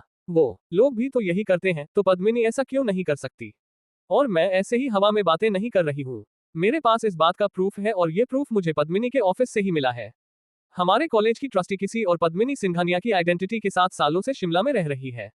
सुहानी निशा की बात से सहमत होकर कहती है, विवेक, निशा सही कह रही है। इस बात का प्रूफ तो हमारे सामने ही है कि पद्मिनी सच में पद्मिनी सिंघानिया नहीं है। ये कोई और ही है जो कई सालों से यहाँ फेक आइडेंटिटी के साथ रह रही है। सुहानी के बात खत्म होते ही निशा सीरियस होकर कहती है, अगर ये सच में पद्मिनी सिंघानिया नहीं है तो फिर असली पद्मिनी सिंघानिया कहाँ है? इसके आगे विवेक कहता है, लेकिन इस पद्मिनी को किसी और की आइडेंटिटी के साथ रहने की क्या जरूरत है? कहीं सच में वो विशिंग वेल वाला साया हमारे कॉलेज की ट्रस्टी पद्मिनी ही तो नहीं है? विवेक के ऐसा कहते ही तीनों खामोश हो जाते हैं। अब उनके चेहरे पर पद्मिनी का डर साफ दिख रहा था। कुछ देर बाद सुहानी कुछ हिचकिचाहट के साथ विवेक से कहती है, विवेक, मुझे काफी समय से तुमसे एक बात पूछनी थी। निशा क्यूरियस होकर सुहानी देखने लगती है। वो जानना चाहती थी कि सुहानी विवेक से ऐसा क्या पूछना चाहती है कि वो इतना नर्वस हो रही है। सुहानी की बात सुनकर विवेक कुछ देर खामोश रहता है, फिर सीरियस होकर कहता है, सुहानी, मैं जानता हूँ कि तुम मुझसे क्या पूछना चाहती हो। विवेक मायूसी के साथ अपनी नजरें झुका लेता है। निशा अब क्यूरियस होकर विवेक को देखने लगती है। वो सोचती है कि सुहानी और विवेक किस कोड वर्ड में बात रहे हैं जो उसे समझ नहीं आ रही है। वो एक बार विवेक को और एक बार सुहानी को देखने लगती है। सुहानी अब भी विवेक को ही देख रही है। दोनों के इस तरह खामोश रहने से इरिटेट होकर निशा कहती है, यार, मुझसे अब ये सस्पेंस बर्दाश्त नहीं हो रहा है। जो भी पूछना है जल्दी पूछो। 5-6 घंटे बाद ये कैफे बंद हो जाएगी। विवेक एक गहरी सांस लेते हुए सुहानी को देखता है और कहता है, तुम यही जानना चाहती हो ना कि उस साय ने मेरे मॉम डैड को कब और कैसे मारा था? विवेक के सवाल पर सुहानी कुछ कहती नहीं, बस उदासी के साथ हाँ में अपना सर हिला देती है। निशा भी ये सुनकर उदास हो जाती है। वो जानती थी कि ये सवाल विवेक को दुनिया में सबसे ज्यादा तकलीफ देता है। वो हमदर्दी के साथ विवेक के कंधे पर हाथ रखती है। निशा के हाथ रखते ही विवेक के आंखों में आंसू आ जाते हैं। विवेक की ये हालत देखकर सुहानी कहती है, इट्स ऑक विवेक, तुम नहीं बता पाओगे तो कोई बात नहीं। विवेक अब भी नम आंखों से अपनी नजरें झुकाए रहता है। ये देखकर निशा सुहानी से कहती है, सुहानी, विवेक को उस सदमे से निकलने में कई साल लग गए थे। इसे आज भी उस भयानक रात के सपने आते हैं और ये उस रात के बारे में किसी से भी बात नहीं करता। सुहानी को अब अपने सवाल पर पछतावा होने लगता है। निशा आगे कहती है, लेकिन तू उस रात के बारे में क्यों जानना चाहती है? सुहानी शर्मिंदगी के साथ कहती है, निशा, हम उस साय से लड़ने की कोशिश तो कर रहे हैं, लेकिन हम उसके बारे में कुछ भी नहीं जानते। अभी हम सिर्फ अंदाजा ही लगा सकते हैं कि पद्मिनी ही वो साया है, लेकिन कुछ भी श्योरिटी के साथ नहीं कह सकते। और एक मिनट के लिए मान भी लेते हैं कि पद्मिनी ही वो साया है, फिर भी हम पद्मिनी के बारे में भी कुछ नहीं जानते। मैं बस उस साय को और अच्छे से जानना चाहती हूँ, शायद तभी हमें आगे का कोई क्लू मिले। निशा भी सुहानी की बात से सहमत होती है, लेकिन वो विवेक से उस रात की बात शेयर करने के लिए नहीं कह पाती। थोड़ी देर में विवेक खुद को संभालते हुए कहता है, ठीक है, मैं बताता हूँ कि उस रात क्या हुआ था। विवेक के ऐसा कहने पर सुहानी और निशा क्यूरियस होकर उसे देखने लगते हैं। विवेक कहता है, बात आज से कुछ 10-11 साल पहले की है। तब मैं प्राइमरी स्कूल में था। उस वक्त हमारे घर में मैं, मम्मी और पापा रहते थे। मेरे पापा तब मी सक्सेना के पीए थे। सुहानी विवेक को बीच में ही टोकते हुए कहती है, विवेक, मी सक्सेना कौन है? विवेक सुहानी के सवाल का जवाब देते हुए कहता है, मी सक्सेना शिमला के सबसे बड़े बिजनेसमैन थे। ये तब की बात है जब युवराज सर के पापा यशवंत दीवान का बिजनेस सेट नहीं हुआ था। सुहानी विवेक से अपना अगला सवाल करती है, तो ये मी सक्सेना अब कहाँ रहते हैं? विवेक अफसोस के साथ कहता है, अब वो नहीं रहे। विवेक के जवाब से निशा और सुहानी क्यूरियस होकर उसे देखने लगते हैं। विवेक उनके मन की बात समझ जाता है और उन्हें मी सक्सेना के बारे में बताना शुरू करता है। विवेक कहता है, कुछ साल पहले मी महेश सक्सेना शिमला में अपनी वाइफ और बेटी के साथ रहते थे। वो बहुत अच्छे इंसान थे। उन्होंने मेरा एडमिशन उसी स्कूल में कराया था जहां उनकी बेटी पढ़ती थी। उनकी बेटी शिविका मेरी बहुत अच्छी दोस्त थी। हम दोनों एक ही क्लास में साथ पढ़ते थे। निशा सवाल करती है, विवेक, अब उनकी फैमिली कहाँ रहती है? विवेक फिर से मायूस होकर कहता है, उनकी फैमिली भी अब नहीं रही। कुछ साल पहले पता नहीं कैसे पर मी सक्सेना की वाइफ की सडन डेथ हो गई थी। उसके कुछ ही दिनों बाद मी सक्सेना और शिविका की एक कार एक्सीडेंट में मौत हो गई। ये सुनकर वो तीनों थोड़े दुखी हो जाते हैं और कुछ समय तक सब खामोश रहते हैं। थोड़ी देर बाद विवेक कुछ याद करते हुए कहता है, हाँ तो मैं अपने मम्मी पापा के बारे में बता रहा था। ये मी सक्सेना और शिविका की डेथ के कुछ ही दिन बाद की बात है। विवेक निशा और सुहानी को उस रात के बारे में बताना शुरू करता है। ये बताते हुए विवेक उसी वक्त में चला जाता है। फ्लैशबैक, दिसंबर के महीना था। उस रात शिमला में स्नोफॉल हो रही थी। हर तरफ बर्फ ही बर्फ फैला हुआ था। शिमला में तब भी उस साए का खौफ था, इसलिए रात को सभी जल्दी सो जाया करते थे। शहर की उस कॉलोनी में सभी घर की लाइट्स ऑफ थी, सिवाय एक घर के। उस घर के अंदर से टीवी की आवाज आ रही थी। ये विवेक का घर था। रात के लगभग 10 बजे थे। विवेक अपने घर के सोफे पर बैठे हुए अकेले ही टीवी देख रहा था। वो वहां अपने पापा का इंतजार कर रहा था, जिनके साथ वो अपना फेवरेट टीवी शो देखना चाहता था। काफी देर तक विवेक के मम्मी पापा उसके पास नहीं आते, तो विवेक वहां से उठकर उन्हें ढूंढते हुए बेडरूम में चला जाता है। विवेक वहां देखता है कि उसके मम्मी पापा अपने सारे कपड़े बैग में डाल रहे थे। उनके चेहरे से साफ पता चल रहा था कि वो उस वक्त बहुत ज्यादा घबराए हुए थे। विवेक ये देखकर अपने पापा विजय चतुर्वेदी के पास जाता है और बड़े ही मासूमियत से कहता है, पापा, आप लोग ये क्या कर रहे हो? विवेक को देखकर विजय उसे अपनी गोद में उठा लेते हैं और उसके गाल पर एक किस करते हैं। विवेक को देखते हुए विजय बहुत इमोशनल हो रहे थे, साथ ही उनकी आंखों में डर भी था। विजय छोटे से विवेक का बाल ठीक करते हुए कहते हैं, बेटा, हम हमारा सामान पैक कर रहे हैं। विवेक उनसे फिर से पूछता है, पापा, हम कहीं जा रहे हैं क्या? विजय कहते हैं, हाँ बेटा, हम ये शहर छोड़कर जा रहे हैं। ये सुनकर विवेक शिकायत भरे लहजे में कहता है, लेकिन क्यों पापा? विजय उसे समझाते हुए कहते हैं, बेटा, ये शहर अब हमारे लिए सेफ नहीं है। अगर हमें फ्यूचर में सेफ रहना है तो ये शहर छोड़कर जाना पड़ेगा। जैसे ही विजय अपनी बात पूरी करते हैं, विवेक की मम्मी मीरा उनके पास आकर उनसे कहती है, सारा जरूरी सामान पैक हो गया है, अब हमें निकलना चाहिए। मीरा की ये बात सुनकर विजय के चेहरे की परेशानी और भी बढ़ जाती है। वो दोनों एक दूसरे को ऐसे देखने लगते हैं जैसे शायद अब दोबारा कभी नहीं देख पाएंगे। विजय मीरा की आंखों में देखते हुए कहते हैं, आज अगर हम इस शहर से जिंदा निकल गए तो यहाँ वापस कभी नहीं आएंगे। ये सुनकर मीरा की आंखें नम हो जाती है। वो विवेक के सर पर हाथ फेरते हुए कहती है, मुझे अपनी जान की कोई फिक्र नहीं है, लेकिन मेरे बच्चे को कुछ नहीं होना चाहिए। विवेक को अपनी मम्मी पापा के बीच हो रही कोई भी बात समझ नहीं आ रही थी। वो बस बिना कुछ समझे उन दोनों की बातें सुन रहा था। विजय हिम्मत जुटाते हुए मीरा से कहता है, हम में से किसी को भी कुछ नहीं होगा। मैं हम तीनों को इस शहर से सुरक्षित बाहर निकाल लूंगा। ये कहकर विजय मीरा और विवेक को गले से लगा लेते हैं। कुछ ही देर बाद विजय विवेक और मीरा के साथ अपनी कार में बैठकर शहर से बाहर जाने के लिए निकल जाते हैं। विजय कार ड्राइव कर रहे थे। विजय और मीरा बहुत ज्यादा डरे हुए थे, जबकि इन सबसे अनजान विवेक कार में आराम से बैठा था। तभी अचानक से कार की स्पीड अपने आप बढ़ जाती है। अचानक से ऐसा कुछ होते देख पहले तो विजय को कुछ समझ नहीं आता, लेकिन कुछ ही देर में उन्हें एहसास हो जाता है कि अब उनके साथ क्या हो रहा है। विजय घबराकर कार की ब्रेक लगाने की कोशिश करते हैं, लेकिन कार की स्पीड कम होने की बजाय और बढ़ती जा रही थी। विजय को एहसास होता है कि अब कार पर उनका कोई कंट्रोल नहीं रह गया है। अगले ही पल वो कार एक यू टर्न ले लेती है। विजय अपनी स्टीयरिंग घुमाकर कार को फिर से उसी डायरेक्शन में ले जाने की कोशिश करते हैं जहां वो जाना चाह रहे थे, लेकिन कार अब अपने आप चल रही थी। ये देखकर मीरा भी घबरा जाती है और विजय से कहती है, विजय, तो हमें शहर से बाहर जाना है ना, तो आप कार शहर के अंदर क्यों लेकर जा रहे हो? विजय भी घबराहट के साथ जवाब देते हैं, मीरा, मैं कुछ भी नहीं कर रहा हूँ, ये कार अपने आप चल रही है। ये सुनकर मीरा और भी डर जाती है और डरकर वो विवेक को अपनी बाहों में ले लेती है।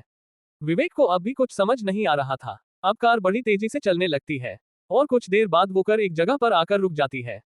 जब विजय और मीरा देखते हैं कि वो कार कहाँ रुकी है, तो डर से उनकी रूह कांप जाती है।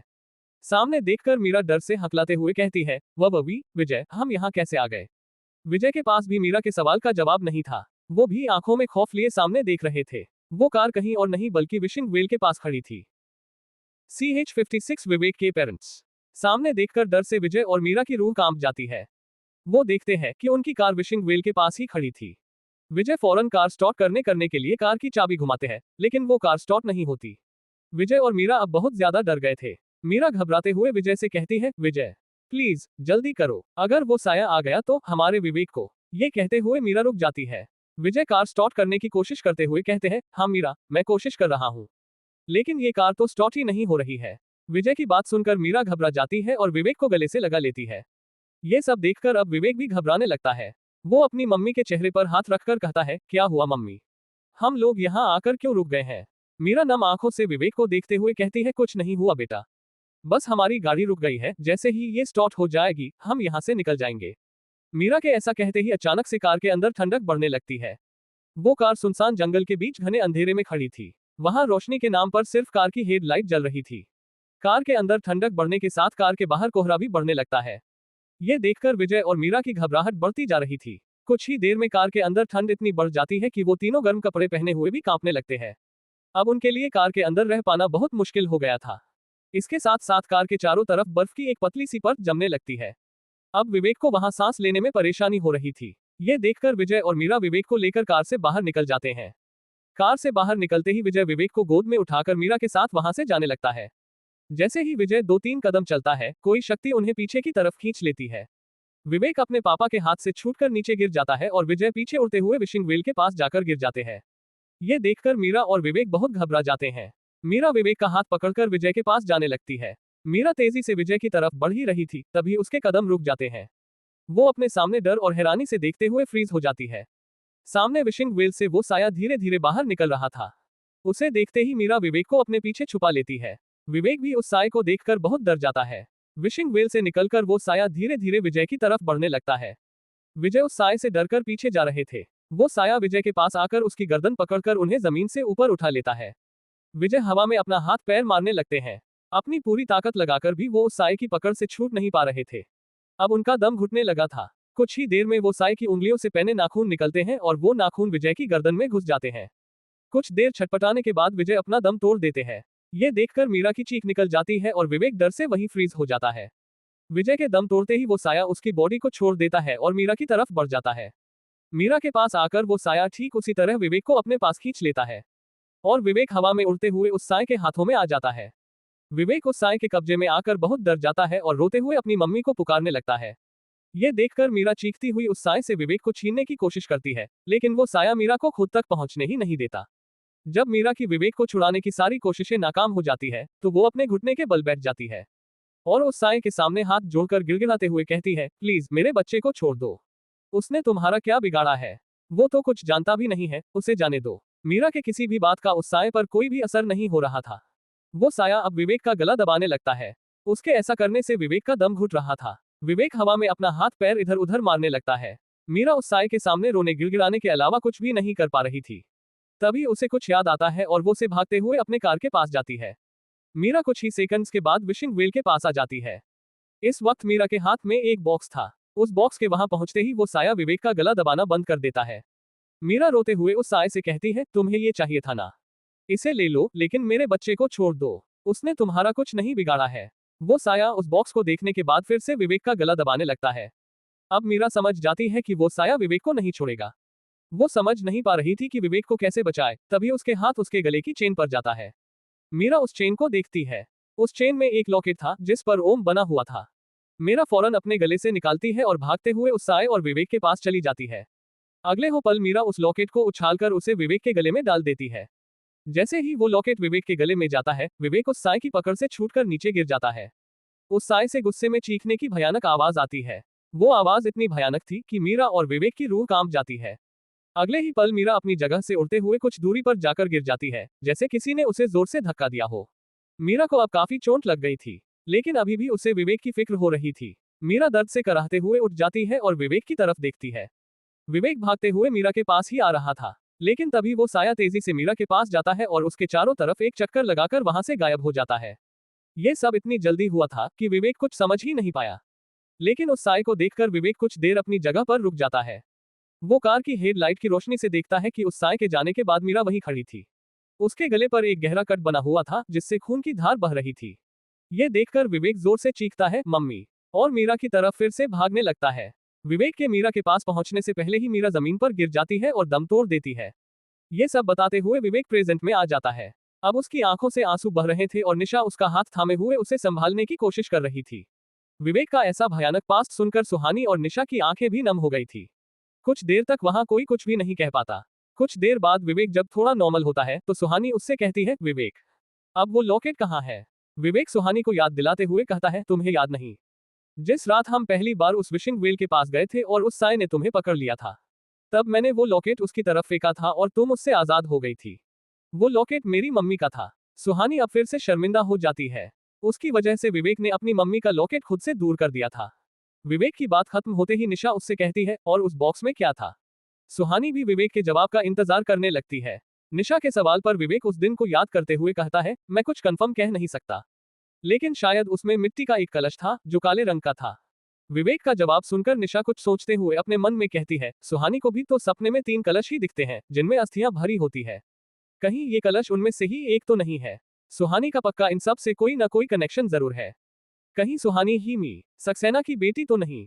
यही सोचते हुए निशा विवेक से कहती है, विवेक, क्या तुम 100% श्योर हो कि उस कार एक्सीडेंट में मी सक्सेना और उनकी बेटी दोनों की मौत हो गई थी? विवेक कुछ अंदाजा लगाते हुए कहता है, हाँ यार, जहां तक मुझे पता है उस एक्सीडेंट में दोनों की डेथ हो गई थी, और अगर उनमें से कोई जिंदा होता तो वापस शिमला जरूर आता।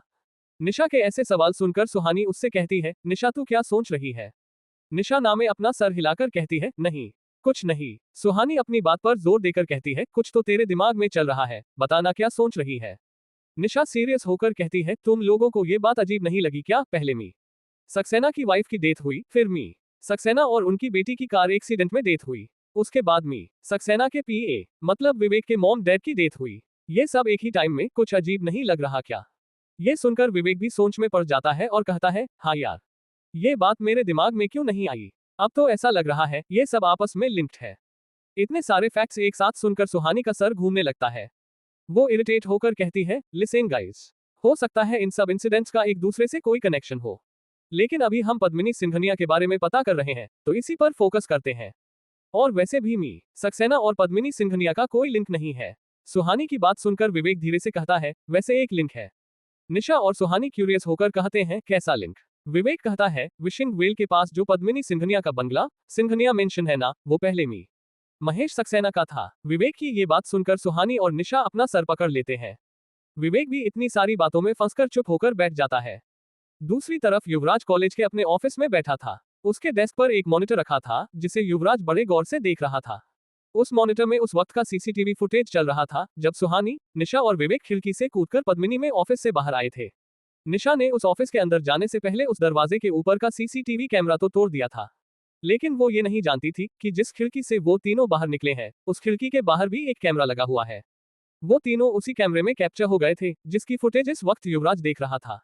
युवराज बिना किसी एक्सप्रेशन के वो पूरा वीडियो देखता है, फिर वो वीडियो उस सिस्टम से डिलीट कर देता है। युवराज फिर अपनी चेयर पर पीछे टिककर अपनी आंखें बंद कर लेता है। आंखें बंद किए युवराज अपने मन में कहता है, अब सुहानी को रोकना मेरे लिए मुश्किल होता जा रहा है। अगर उसकी मेमोरी जल्द से जल्द वापस नहीं आई तो प्रॉब्लम्स और भी बढ़ती जाएगी और सुहानी के लिए खतरा भी। मैं किसी भी कीमत पर उसे कुछ भी नहीं होने दूंगा। मैं उसे नहीं खो सकता। क्योंकि इससे आगे युवराज कुछ नहीं कहता। युवराज तो खामोश हो जाता है, लेकिन उसकी आंखें बता रही थी कि क्यों वो सुहानी को कुछ होने नहीं दे सकता। इधर सुहानी उस कैफे से वापस हॉस्टल आ जाती है। निशा अब भी विवेक के साथ बाहर ही थी। सुहानी अपने रूम में आकर अपनी बेड पर लेट जाती है और सोचने लगती है, चलो, ये तो पता चल गया कि पद्मिनी सिंघनिया की आइडेंटिटी फेक है, मतलब उसके साथ कुछ बहुत बड़ी गड़बड़ है। अब अगर हमें उस साय के बारे में और जानना है तो मी सक्सेना के बारे में पता करना होगा। ओ गॉड, सुहानी ये सब सोच ही रही थी तभी उसके रूम के दरवाजे पर कोई नॉक करता है।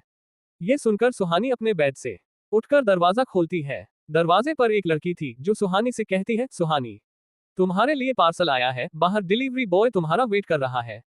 सुहानी चौंक जाती है और सोचने लगती है, मेरे लिए पार्सल आया है, मैंने तो कुछ भी नहीं मंगाया।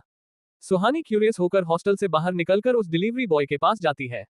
डिलीवरी बॉय सुहानी की तरफ एक बॉक्स बढ़ाते हुए कहता है, मैम, आपका पार्सल।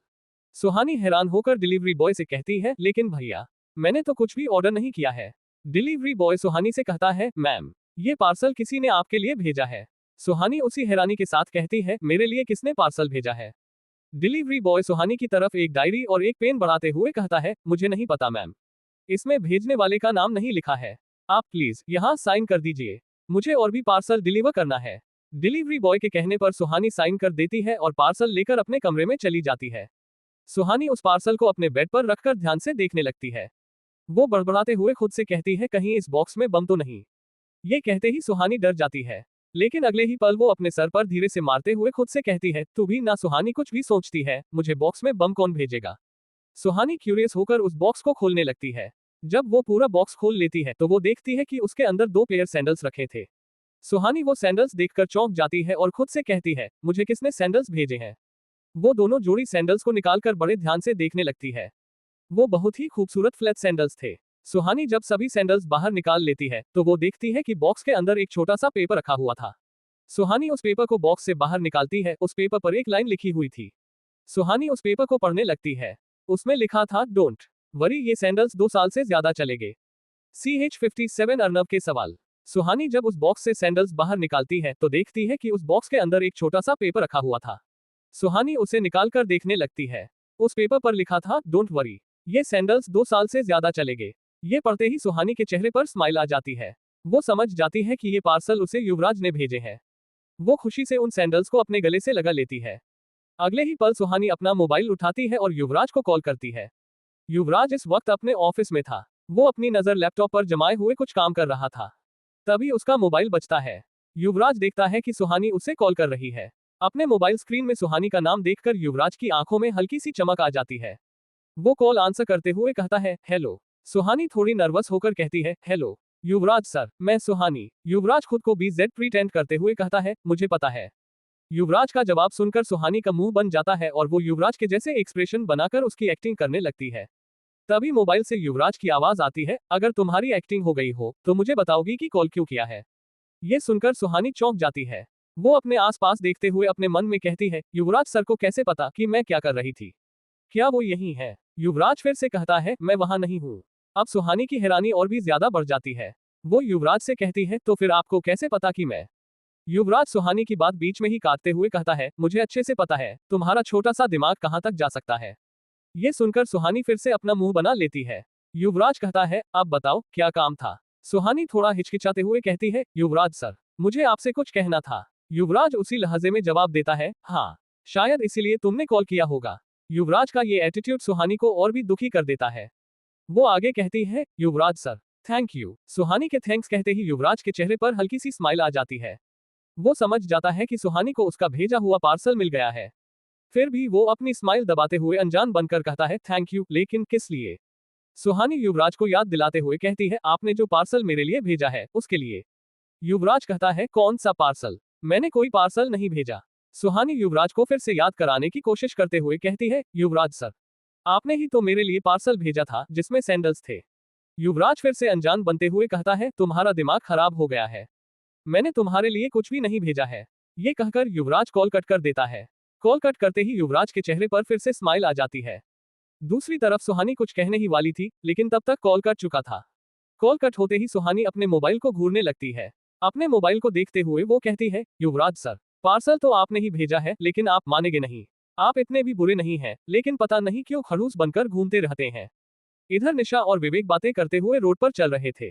विवेक निशा से कहता है, निशा, मुझे ऐसा क्यों लग रहा था कि कैफे में तुम हम लोगों से कुछ छुपा रही थी? क्या बात है? निशा कहती है, विवेक, मुझे लगता है कि सुहानी का इन सब से बहुत स्ट्रांग कनेक्शन है। विवेक कहता है, और तुम्हें ऐसा क्यों लगता है? निशा अपनी बात पर जोर देकर कहती है, विवेक, तुम्हें ये अजीब नहीं लगता, वो साया सुहानी के पीछे कुछ ज्यादा ही पड़ा है। उसने सुहानी पर कई बार अटैक किया है।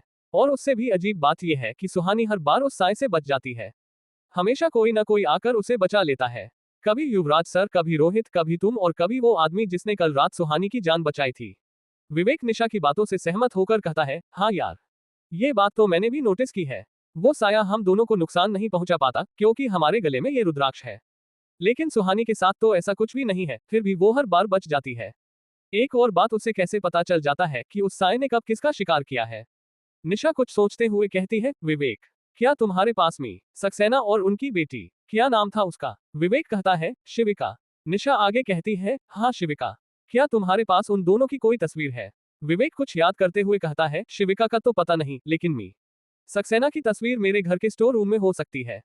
तुम तो जानती हो ना, मम्मी पापा के जाने के बाद चाचा जी ने वो घर रेंट पर दे दिया है, तो हमारा सारा सामान घर के स्टोर रूम में है।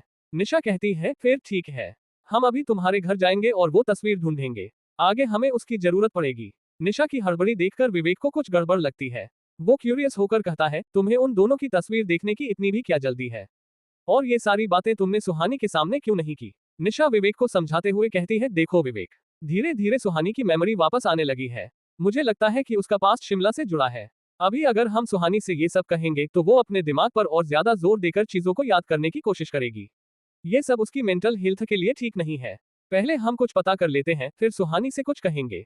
मुझे लगता है ये मी सक्सेना वाले क्लू को फॉलो करके हम उस साय तक जरूर पहुंच जाएंगे। विवेक निशा की बात से सहमत होकर कहता है, तुम ठीक कह रही हो। मैं मी सक्सेना से जुड़े लोगों के बारे में पता करता हूँ। कोई तो होगा शिमला में जो हमें उनके बारे में कुछ बता सके, उनके दोस्त, उनके एम्प्लॉय या उनका स्टाफ। ये कहते हुए निशा और विवेक के घर की तरफ जाने लगते हैं। शाम के 5:30 बजे थे। हमेशा की तरह इस वक्त पुराना रोड बिल्कुल सुनसान था। सूरज ढल रहा था और धीरे धीरे वहां अंधेरा होने लगा था। समायरा विशिंग वेल थोड़ी दूर खड़ी उसे देख रही थी। वहां खड़ी समायरा के दिमाग में अभी भी वही विजुअल्स दिख रहे थे, जिसमें उस साय ने उसकी मां पर हमला किया था। कुछ देर बाद वो 2 दिन पहले खुद पर हुए हमले के बारे में सोचने लगती है। समायरा यही सब सोचते हुए कहती है, मुझे किसी भी तरह इस विशिंग वेल के अंदर जाना होगा। वो कलश इसी के अंदर है और उस कलश के बिना मैं उस साय का कुछ नहीं बिगाड़ सकती। समायरा अपने ख्यालों में ही खोई हुई थी। तभी उसे पीछे से एक आवाज सुनाई देती है, तुम यहाँ क्या कर रही हो? वो आवाज सुनकर समायरा पीछे नहीं मुड़ती और ना ही उसके चेहरे का एक्सप्रेशन बदलता होता है। ऐसा लग रहा था जैसे उसे ये पता है कि उसके पीछे कौन खड़ा है। समायरा के पीछे अर्नब खड़ा था, जो उसे विशिंग वेल के पास देखकर हैरान था। समायरा अर्नब के सवाल का कोई जवाब नहीं देती। ये देखकर अर्नब कुछ कदम आगे बढ़कर समायरा के पास आकर खड़ा हो जाता है। अर्नब अपने सवाल पर जोर देकर कहता है, मैंने कुछ पूछा तुमसे। समायरा अभी कोई जवाब नहीं देती, वो बस सामने विशिंग वेल को देखती रहती है। समायरा का ये एटीट्यूड देखकर अर्नब को गुस्सा आने लगता है। वो गुस्से में समायरा से कहता है, समायरा, मैं तुमसे इतने आराम से सवाल सिर्फ इसलिए कर रहा हूँ क्योंकि तुमने मेरी जान बचाई है। लेकिन मेरे इस बिहेवियर को तुम फॉर ग्रांटेड लेने की गलती मत करना। मैं यही सवाल तुम्हें पुलिस स्टेशन ले जाकर भी कर सकता हूँ। समायरा पर अर्नब की बातों का कोई असर नहीं होता। वो बिना किसी एक्सप्रेशन के अर्नब को देखकर कहती है, ठीक है एएसपी अर्नब सिंह, पूछो तुम्हें क्या पूछना है। अर्नब समायरा की आंखों में देखते हुए कहता है, उस दिन तुम पर किसने अटैक किया था? समायरा अर्नब का सवाल सुनकर हल्की हंसी के साथ अपनी नजरें फेर लेती है। ऐसा लग रहा था जैसे वो अर्नब के सवाल पर हंस रही है। ये देखकर अर्नब का गुस्सा और बढ़ जाता है। अर्नब अब सख्ती के साथ कहता है, क्या मजाक लगा रखा है, मैं तुमसे कुछ पूछ रहा हूँ। समायरा अर्नब की तरफ मुड़ती है और उसकी आंखों में देखते हुए कहती है, अगर मैं तुमसे कहूं कि मुझ पर अटैक उसी ने किया था जिसकी आवाज तुम्हें हर रात सुनाई देती है, तो? समायरा का जवाब सुनकर अर्नब सकते में आ जाता है। वो सोच में पड़ जाता है कि समायरा को कैसे पता कि अर्नब को रात में अजीब अजीब आवाजें सुनाई देती है। अब तक अर्नब को लग रहा था कि उसे कोई मेंटल डिसीज है, जिस वजह से वो ऐसी आवाजें सुनता है। उसने अपने इस प्रॉब्लम के लिए कई साइकेट्रिस्ट से बात भी की थी, लेकिन उसे इन सब से कोई फायदा नहीं हुआ था। अर्नब अब समायरा को हैरानी से देखने लगता है। समायरा की नजर भी अभी अर्नब पर ही थी। कुछ देर खामोश रहने के बाद अर्नब कहता है, तुम्हें कैसे पता कि मुझे वो आवाजें सुनाई देती है? समायरा कहती है, तुम्हें बताने का कोई फायदा नहीं है, क्योंकि सच तुम मानोगे नहीं। अर्नब बौखलाहट के साथ कहता है, जो तुमसे पूछा है सिर्फ उसका जवाब दो। तुम कौन हो और मेरे बारे में इतना सब कैसे जानती हो? क्या तुम मेरी जासूसी कर रही हो? अर्नब की बेचैनी देखकर समायरा उससे कहती है, मैं तुम पर कोई नजर नहीं रख रही हूँ। अर्नब क्यूरियस होकर कहता है, फिर तुम्हें कैसे पता कि मुझे वो आवाजें सुनाई देती है? और वो किसकी आवाजें हैं? समायरा विशिंग वेल की तरफ देखते हुए कहती है, तुम्हें उसी साय की आवाजें सुनाई देती है जो यहाँ पर लोगों को मार रहा है। अर्नब समायरा की बातों को नकारते हुए कहता है, ये सब बकवास है। यहाँ कोई साया नहीं है। शहर में कोई बहुत स्मार्ट क्रिमिनल है जो उस साय के नाम पर लोगों को मार रहा है और मैं उसे पकड़ कर रहूंगा। समायरा कहती है, तो फिर तुम्हें क्या लगता है वो आवाजें किसकी है जो तुम रोज रात को सुनते हो और जिसकी वजह से तुम कई रात सोए नहीं हो? समायरा का सवाल सुनकर अर्नब भी खामोश रह जाता है, क्योंकि वो खुद नहीं जानता था कि पिछले कुछ दिनों से उसके साथ क्या हो रहा है। वो अपनी इस प्रॉब्लम को लेकर कई डॉक्टर्स से मिल चुका था, लेकिन सभी ने अर्नब की मेंटल कंडीशन को नॉर्मल बताया था। कोई भी डॉक्टर ये नहीं समझ पा रहा था कि अर्नब की प्रॉब्लम क्या है। अर्नब इसी सोच में डूबा वहां खड़ा रहता है। अर्नव देखकर समायरा समझ जाती है कि उसके दिमाग में क्या चल रहा है। वो अर्नव और उन आवाजों के बारे में पहले से बड़ी ही जानती थी। समायरा अर्नव को गौर से देखने लगती है। वैसे तो अर्नव बहुत ही हैंडसम लड़का था, लेकिन कई दिनों तक उन आवाजों की वजह से वो सो नहीं पाया था। नींद की कमी और स्ट्रेस की वजह से अब उसका चेहरा मुरझाया रहता था। उसकी आंखें अंदर धंस गई थी और उसकी आंखों के नीचे थोड़े डार्क सर्कल आ गए थे। वो चेहरे से काफी परेशान लग रहा था। अर्नव को ऐसे देखकर समायरा कुछ सोचने लगती है। वो अर्नव से कहती है, अपना हाथ आगे करो। अर्नव मुंह बनाकर कहता है, क्या? समायरा अपनी बात दोहराते हुए कहती है, मैंने कहा अपना हाथ आगे करो। अर्नव स्ट्रिक्टली कहता है, नहीं, तुम पहले मेरे सवालों का जवाब दो। अर्नव के मना करने पर समायरा उससे कहती है, मैंने 2 बार तुम्हारी जान बचाई है, तुम मुझ पर इतना भरोसा तो कर ही सकते हो। समायरा की बात सुनकर अर्नव सोच में पड़ जाता है। वो इस बात से इनकार नहीं कर सकता था कि समायरा ने सच में उसकी जान बचाई थी। कुछ सोचने के बाद अर्नव अपना हाथ समायरा की तरफ बढ़ा देता है। अर्नव के ऐसा करने पर समायरा अपने जैकेट के पॉकेट से एक काला धागा निकालती है और कुछ देर तक उस धागे को देखती रहती है। अर्नव को समझ नहीं आ रहा था कि समायरा कर क्या रही है। अगले ही पल समायरा उस धागे को अर्नव की कलाई में बांधने लगती है। समायरा को ऐसा करते देख अर्नव अपना हाथ पीछे लेने की कोशिश करता है, लेकिन समायरा बड़ी तेजी से अर्नव की कलाई पर वो धागा बांध देती है। अर्नव चिढ़कर कहता है, ये क्या कर रही हो तुम? समायरा उस धागे की तीसरी गांठ बांधते हुए कहती है, अब तुम्हें वो आवाजें नहीं सुनाई देंगी, तुम आराम से सो सकते हो। अर्नव अपनी कलाई से वो धागा निकालने की कोशिश करते हुए कहता है, मैं इन सब में विश्वास नहीं करता।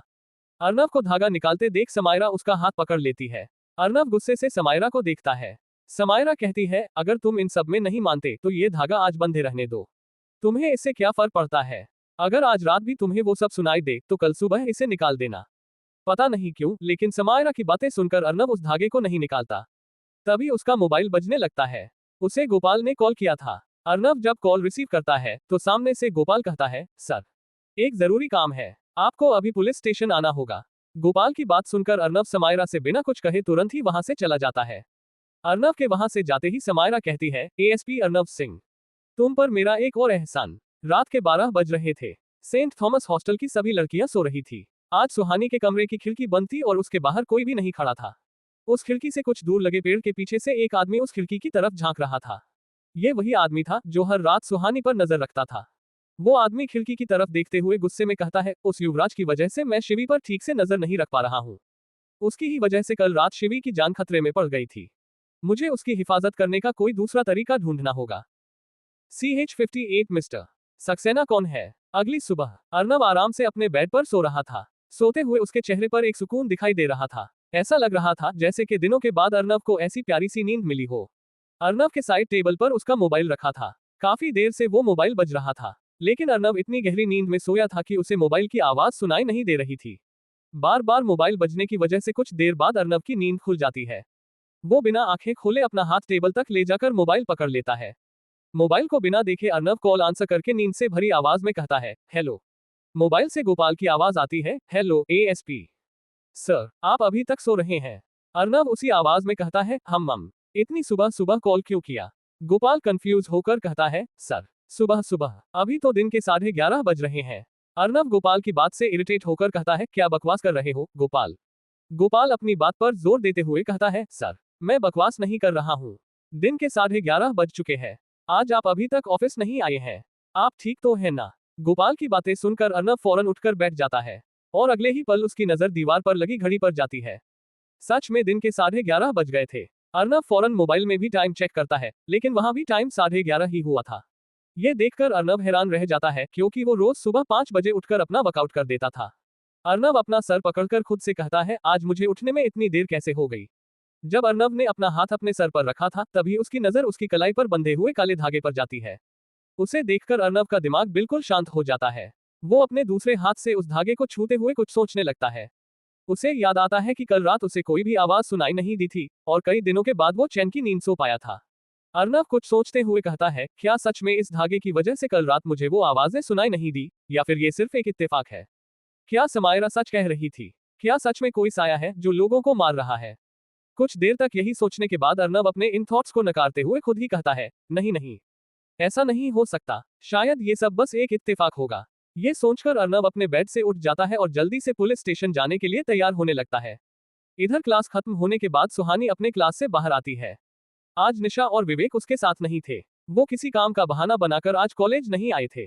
क्लास से निकलकर सुहानी बड़बड़ाते हुए चल रही थी, ये मी सक्सेना के बारे में कहां से पता करूं? मेरी तो पूरी जिंदगी पजल बनकर रह गई है। एक प्रॉब्लम सॉल्व होती नहीं है कि दूसरी सामने आकर खड़ी हो जाती है। ये पद्मिनी का सस्पेंस ही कम था क्या, जो अब मी सक्सेना भी आ गए हैं। पता नहीं कौन है ये। दूसरी तरफ से युवराज आ रहा था। उसकी नजर सुहानी पर पड़ती है। वो देखता है कि सुहानी खुद से बड़बड़ाते हुए चल रही थी। ये देखकर युवराज अपने मन में कहता है, ये हमेशा ऐसे नमूने की तरह हरकतें क्यों करती रहती है। सुहानी ने नजदीक पहुंचकर युवराज ऐसे प्रिटेंड करता है जैसे वो सुहानी को देख भी नहीं रहा है। तभी सुहानी की नजर युवराज पर जाती है। युवराज को देखते ही सुहानी भागते हुए उसके पास जाने लगती है। युवराज सुहानी को अपनी तरफ आते हुए देखता है, लेकिन फिर भी अपने रास्ते पर चलते रहता है। सुहानी जैसे ही युवराज के पास पहुंचती है, एक लड़का भागते हुए आता है और सुहानी से टकराकर दूसरी तरफ भाग जाता है। उस लड़के से टकराते ही सुहानी का बैलेंस बिगड़ जाता है और वो गिरने लगती है। उसे गिरते देख युवराज अलर्ट हो जाता है और अगले ही पल सुहानी के पास जाकर उसका हाथ थाम लेता है। डर से सुहानी ने अपनी आंखें बंद कर ली थी। कुछ देर बाद जब सुहानी को एहसास होता है कि वो नीचे नहीं गिरी है, वो धीरे से अपनी आंखें खोलती है। आंखें खोलकर सुहानी देखती है कि उसके सामने युवराज है। सुहानी युवराज का हाथ थामे हवा में झूल रही थी। युवराज को खुद को थामे देखकर सुहानी एक चैन की सांस लेते हैं और उसके चेहरे पर एक स्माइल आ जाती है। युवराज बिना किसी एक्सप्रेशन के सुहानी को देख रहा था। सुहानी युवराज से कुछ कहने ही वाली होती है, तभी युवराज के चेहरे पर एक हल्की स्माइल आती है और वो सुहानी का हाथ छोड़ देता है। युवराज के ऐसा करते ही सुहानी फ्लो पर गिर जाती है। युवराज जानता था कि इससे सुहानी को कुछ खास चोट नहीं लगने वाली है, इसलिए उसने सुहानी का हाथ छोड़ा था। जैसे ही सुहानी फ्लो पर गिरती है, उसकी आंखें बंद हो जाती है। वहां पर युवराज और सुहानी के अलावा और कोई भी नहीं था। कुछ ही देर बाद सुहानी अपनी आंखें खोलती है। वो देखती है कि वो पीठ के बल जमीन पर पड़ी है और उसके सामने युवराज खड़ा है। आज पहली बार ऐसा हुआ था कि युवराज के होते हुए सुहानी की ये हालत हुई थी। सुहानी जमीन पर पड़े हुए ही दर्द भरी आवाज में युवराज से कहती है, युवराज सर, आपने मुझे गिरने क्यों दिया? युवराज कहता है, बार बार तुम्हें गिरने से बचाना ही मेरा काम नहीं है। सुहानी उठकर फ्लो पर ही बैठ जाती है और अपनी कोहनी पर लगे चोट को सहलाते हुए कहती है, युवराज सर, इसे काम नहीं हेल्प कहते हैं। युवराज उसी अंदाज में कहता है, हेल्प उसकी की जाती है जिसे उसकी सच में जरूरत होती है।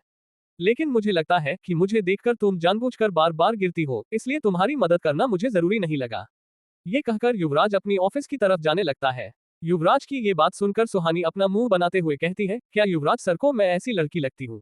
ये कहकर सुहानी जल्दबाजी में खुद ही उठ जाती है और युवराज के पीछे जाने लगती है। युवराज तेजी से अपने ऑफिस की तरफ बढ़ रहा था। उसे पता था कि सुहानी उसके पीछे जरूर आएगी। सुहानी भागते हुए युवराज के पीछे पीछे जाने लगती है। युवराज इस वक्त इतनी तेजी से चल रहा था कि उसकी स्पीड मैच करने के लिए सुहानी को लगभग भागना पड़ा रहा था। वो युवराज के पीछे भागते हुए ही कहती है, युवराज सर, मुझे आपसे कुछ बात करनी है। युवराज उसी स्पीड से चलते हुए कहता है, हाँ बोलो। सुहानी कहती है, मेरा मतलब है, मुझे आपसे कुछ पूछना था। युवराज सामने देखकर चलते हुए कहता है, मैं तुम्हें बता चुका हूँ कि वो पार्सल मैंने नहीं भेजा है। सुहानी बौखलाहट के साथ कहती है, नहीं सर, ये उस पार्सल के बारे में नहीं है। मुझे आपसे किसी आदमी के बारे में पूछना है। युवराज बिना कोई इंटरेस्ट दिखाए कहता है, किस आदमी के बारे में?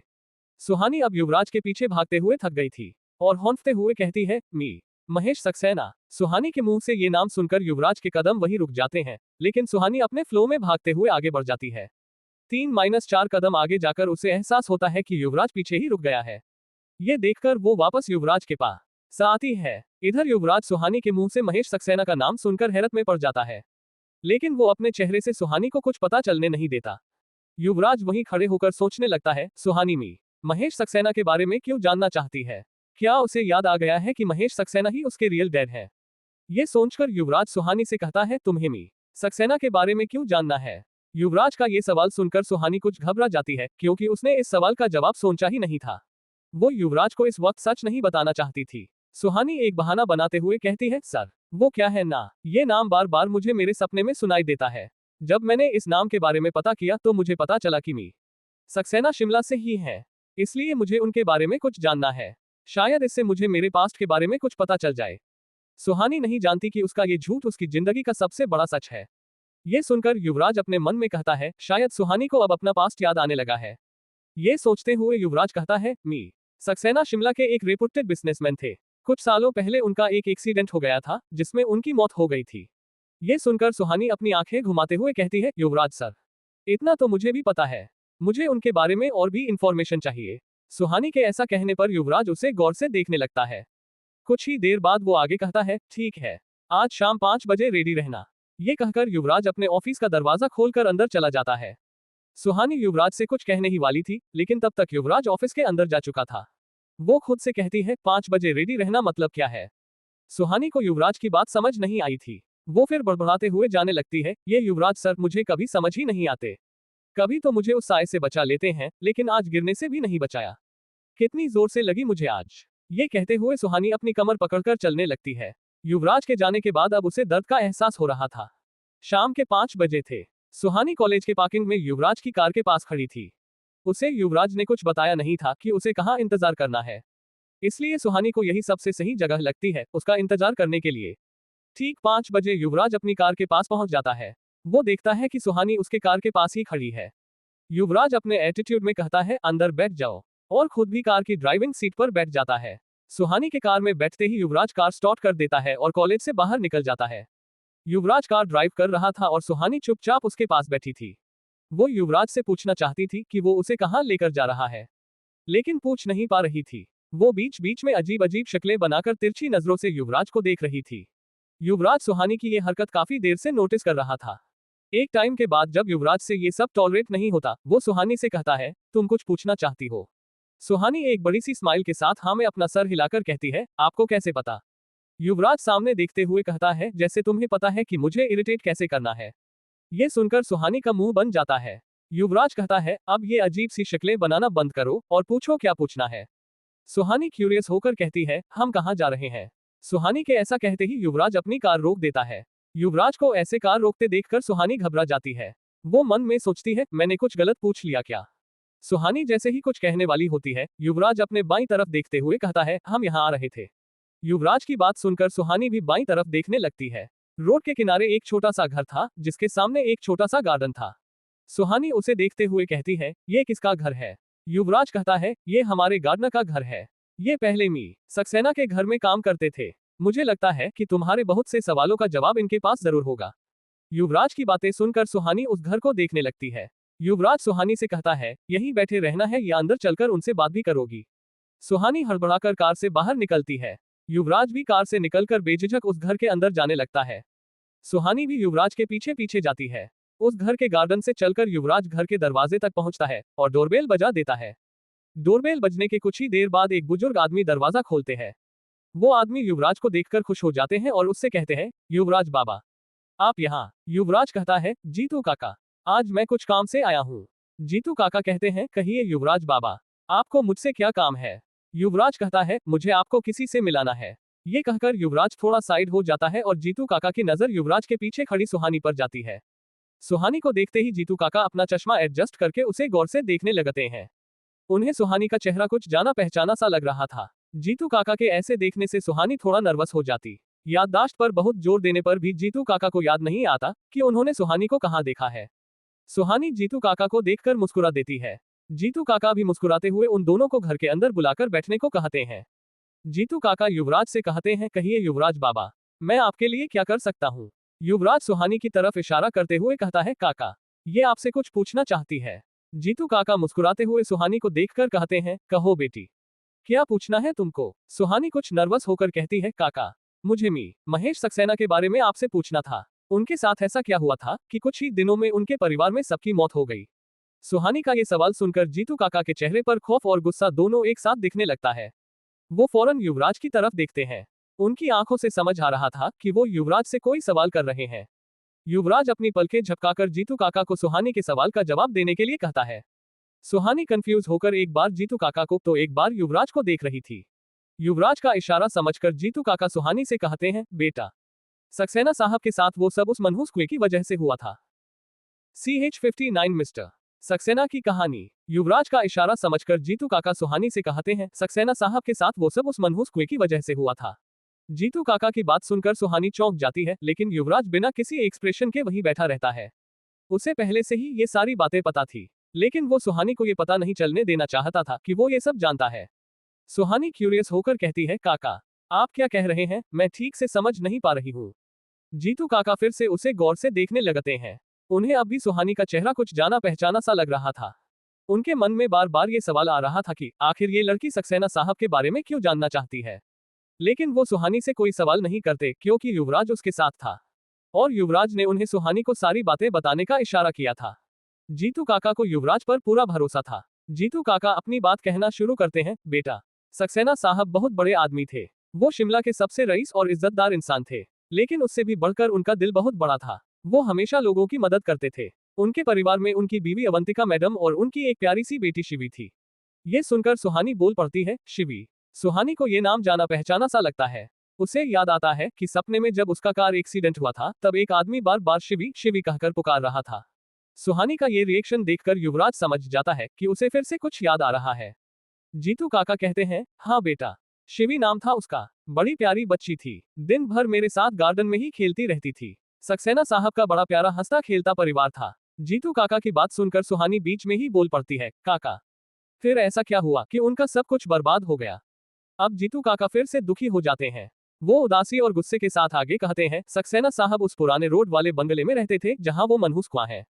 सुहानी फौरन कहती है, लेकिन मी, सक्सेना वहां क्यों रहते थे? वो जगह तो बहुत खतरनाक है ना, वहां कोई भी नहीं जाता। जीतू काका कहते हैं, नहीं बेटा, पहले वो जगह वैसी नहीं थी जैसी अब है। पहले उस जगह के आसपास लोग जाते भी थे और वहां कुछ लोगों का घर भी था। आज से 11-12 साल पहले की बात है। जिसे आप लोग विशिंग वेल कहते हो, उस जगह पर लोगों की मौतें नहीं होती थी। उसे 200 साल पहले एक सिद्ध अघोरी बाबा ने बांध दिया था, जिसके कारण वो साया उस कुएं से बाहर नहीं आ पाता था। तब आज की तरह उस कुएं का खौफ नहीं हुआ करता था। लोग बस उससे दूरी बनाकर रखते थे। सुहानी गौर से जीतू काका की बातें सुन रही थी। वो कहती है, फिर क्या हुआ काका? जीतू काका आगे कहते हैं, फिर पता नहीं कैसे किसी ने उस साए को आजाद कर दिया और आजाद होते ही उस साए ने लोगों को मारना शुरू कर दिया। जीतू काका की बात सुनकर युवराज का मन उदास हो जाता है। वो जानता था कि उस साए को उसके डैड ने ही आजाद किया था। सुहानी भी युवराज की तरफ देखने लगती है। युवराज अपनी उदासी अपने चेहरे पर तो नहीं आने देता, लेकिन सुहानी उसकी आंखों में उदासी देख लेती है। उसे युवराज के लिए बहुत बुरा लग रहा था। वो जानती थी कि इन सब में युवराज की कोई गलती नहीं थी, बल्कि इन सब की वजह से सबसे ज्यादा सफर युवराज को ही करना पड़ा था। जीतू काका आगे कहते हैं, सक्सेना साहब का घर उस कुएं के पास ही था। जब वहां लोगों की मौतें शुरू हुई थी तब हम सब ने उनसे कहा था कि वो उस घर को छोड़कर कहीं और ले जाएं। लेकिन सक्सेना साहब इन भूत प्रेतों में विश्वास नहीं करते थे। कुछ दिनों के बाद अवंतिका मैडम के बर्ताव में बदलाव आने लगा। पहले वो बहुत खुश रहती थी और सबसे बड़े प्यार से बात करती थी, लेकिन धीरे धीरे उनका गुस्सा बहुत बढ़ने लगा था। छोटी छोटी बातों पर वो सब पर इतना गुस्सा करने लगी थी कि वहां के नौकर भी काम छोड़कर जाने लगे थे। एक बार तो उन्होंने शिवी की केयर टेकर की गर्दन पर चाकू रखकर उसे मारने की धमकी तक दे डाली थी। शिवी बिटिया, जिससे वो अपनी जान से भी ज्यादा प्यार करती थी, उसे उन्होंने डांटना, यहाँ तक कि मारना भी शुरू कर दिया था। सक्सेना साहब अवंतिका मैडम के इस बर्ताव से बहुत परेशान हो गए थे। उन्होंने उनका कई डॉक्टर से इलाज भी करवाया, लेकिन कोई फायदा नहीं हुआ। एक रात की बात है, मैं उस रात पानी लेने के लिए अपने कमरे से बाहर आया था। तभी मैंने देखा कि एक आदमी हाथ में टॉर्च लेकर कुछ ढूंढ रहा है। जब मैं उनके पास गया तो देखा कि वो सक्सेना साहब थे। मेरे पूछने पर उन्होंने बताया कि अवंतिका मैडम अपने कमरे में नहीं है। फिर हम दोनों उन्हें पूरे घर में ढूंढने लगे। पूरा घर ढूंढ लेने पर भी जब वो हमें नहीं मिली तो मैं और सक्सेना साहब उन्हें ढूंढते हुए घर से बाहर निकल गए। वो हमें घर से बाहर भी नहीं मिली। उन्हें ढूंढते हुए हम दोनों उस कुएं के पास पहुंच गए। फिर हमने जो देखा वो, ये कहते हुए जीतू काका के आंखों में डर साफ साफ दिख रहा था। सुहानी झट से कहती है, आपने क्या देखा काका? जीतू काका सामने बैठे युवराज को देखने लगते हैं, मानो वो युवराज से पूछ रहे हो कि उन्हें सुहानी को आगे की बात बतानी चाहिए या नहीं। युवराज फिर से जवाब में अपनी पलकें झपका देता है। जीतू काका युवराज का जवाब समझ जाते हैं और आगे कहते हैं, उस रात जब हम उस कुएं के कुछ पास पहुंचे तो हमने देखा कि वहां एक औरत खड़ी है। उस औरत ने लाल रंग की साड़ी पहनी थी और उसके लंबे बाल बिखरे हुए थे। वो चांदनी रात थी, इसलिए कुएं के पास का नजारा हमें बिल्कुल साफ दिख रहा था। हम एक पेड़ की आड़ में खड़े होकर वो सब देखने लगे। उस औरत के सामने एक आदमी खड़ा था। तभी उस औरत ने उस आदमी का गला पकड़कर उसे जमीन से ऊपर उठा दिया। उस आदमी के गले से जैसे खून की धारा बह रही थी और वो छटपटा रहा था। कुछ देर तक छटपटाने के बाद उस आदमी ने अपना दम तोड़ दिया। ये देखकर मैं और सक्सेना साहब बहुत घबरा गए थे, लेकिन हमारे होश तो तब उड़ गए जब वो औरत पीछे मुड़ी। जैसे ही वो पीछे पलटी, हमने उस औरत का चेहरा देखा। वो औरत और कोई नहीं बल्कि अवंतिका मैडम ही थी। हम उन्हें देखकर एक मोटे से पेड़ के पीछे छुप गए। वो बिना इधर उधर देखे चलते हुए अपने उसी घर के अंदर चली गई। ये सब देखकर मुझे समझ आ गया था कि वो साया अवंतिका मैडम के ऊपर हावी हो रहा है और वो अपना शिकार करने के लिए उनका इस्तेमाल कर रहा है। शायद उस समय तक वो साया इतना ताकतवर नहीं था कि खुद अपना शिकार कर सके, इसलिए उसने अवंतिका मैडम को जरिया बनाया। इस घटना के बाद सक्सेना साहब को भी इन बातों पर विश्वास करना ही पड़ा। अगले ही दिन सक्सेना साहब ने शिमला के एक बहुत बड़े पंडित को घर बुलाया। पंडित जी अपने कई शिष्यों के साथ उस घर में आए। उस घर में कदम रखते ही पंडित जी को पता चल गया कि वहां किसी अतृप्त आत्मा का साया है। उन्होंने उस साए को कैद करने के लिए उसी दिन घर में हवन करने का फैसला किया। उस दिन अवंतिका मैडम सुबह से ही अपने कमरे में थी और सक्सेना साहब शिवी बिटिया के साथ घर के हॉल में पंडित जी के साथ थे। जैसे ही हवन शुरू हुआ, अवंतिका मैडम अपने कमरे से बहुत ही गुस्से में नीचे आ गई। हॉल में आते ही उन्होंने गुस्से में उस हवन को बंद करने के लिए कहा, लेकिन हवन चलता रहा। जब अवंतिका मैडम के बहुत कहने पर भी हवन नहीं रुका, तो उनका गुस्सा और भी बढ़ने लगा। अचानक वो गुस्से में गुर्राने लगी और उनकी आंखों की पुतली छोटी होने लगी। अब वो साया फिर से पूरी तरह अवंतिका मैडम पर हावी हो गया था। अगले ही पल हॉल में तेज हवा चलने लगी थी और वहां रखा सारा सामान अपने आप हिलने लगा था। ये देखकर वहां खड़े सभी लोग डर गए थे, लेकिन फिर भी पंडित जी ने हवन जारी रखा। जब अवंतिका मैडम की बहुत कोशिशों के बाद भी हवन नहीं रुका, तो उन्होंने सक्सेना साहब से शिवी को छीन लिया। उन्होंने शिवी के गले पर चाकू रखकर धमकी दी कि अगर हवन बंद नहीं किया गया तो वो शिवी को मार डालेगी। शिवी की जान खतरे में देखकर सक्सेना साहब डर गए और उन्होंने हवन वहीं रोक दिया।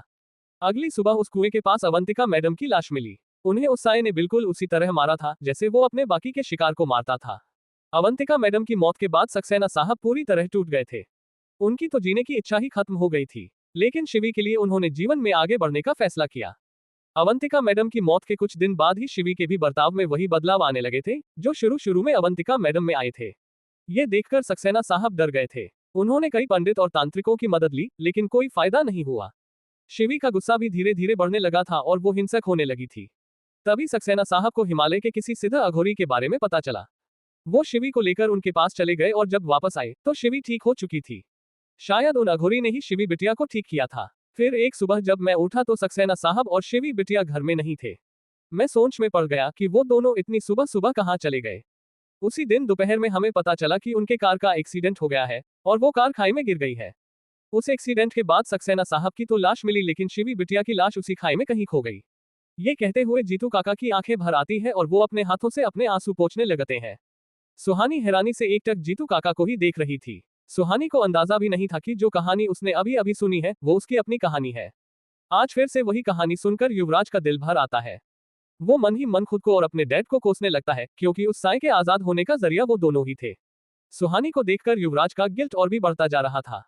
उस साए ने सुहानी का पूरा परिवार खत्म कर दिया था। युवराज को समझ नहीं आ रहा था कि जब ये बात सुहानी को पता चलेगी तो वो कैसे रिएक्ट करेगी।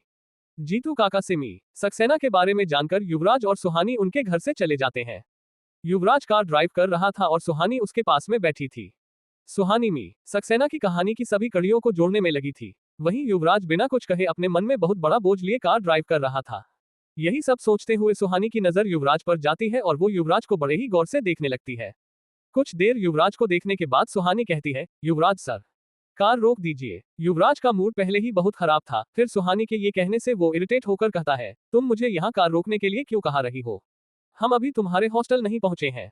सुहानी अपनी बात पर जोर देते हुए कहती है, सर मैंने कहा ना, कार अभी रोकिए।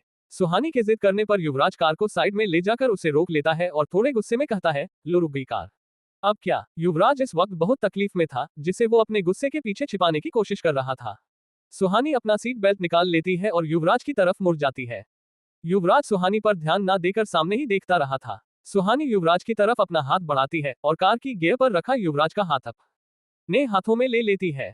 सुहानी को इस तरह से अपना हाथ पकड़ते देख युवराज थोड़ा हड़बड़ा जाता है और सुहानी की तरफ देखने लगता है।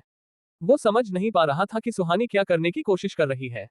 सुहानी युवराज की आंखों में देखते हुए कहती है, युवराज सर, मुझे पता है कि आप इस वक्त क्या सोच रहे हैं।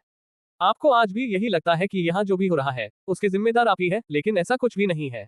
ये सब आपने नहीं किया है, बल्कि इन सब से अगर किसी को सबसे ज्यादा तकलीफ हुई है तो वो आप ही हो। इसलिए प्लीज खुद को इस तरह से ब्लेम करना बंद कीजिए। सुहानी के ऐसा कहते ही युवराज की आंखें भर आती है। बचपन से आज तक जो भी युवराज ने सहा था उसका दर्द सिर्फ वही जानता था, फिर भी वो इन सब के लिए खुद को ही जिम्मेदार मानता था। आज पहली बार किसी ने उसे एहसास दिलाया था कि इन सब में उसकी कोई गलती नहीं है। सुहानी की बात सुनकर युवराज का दिल भर आता है। अपनी आंखों में आए आंसू छुपाने के लिए युवराज अपना चेहरा दूसरी तरफ कर लेता है।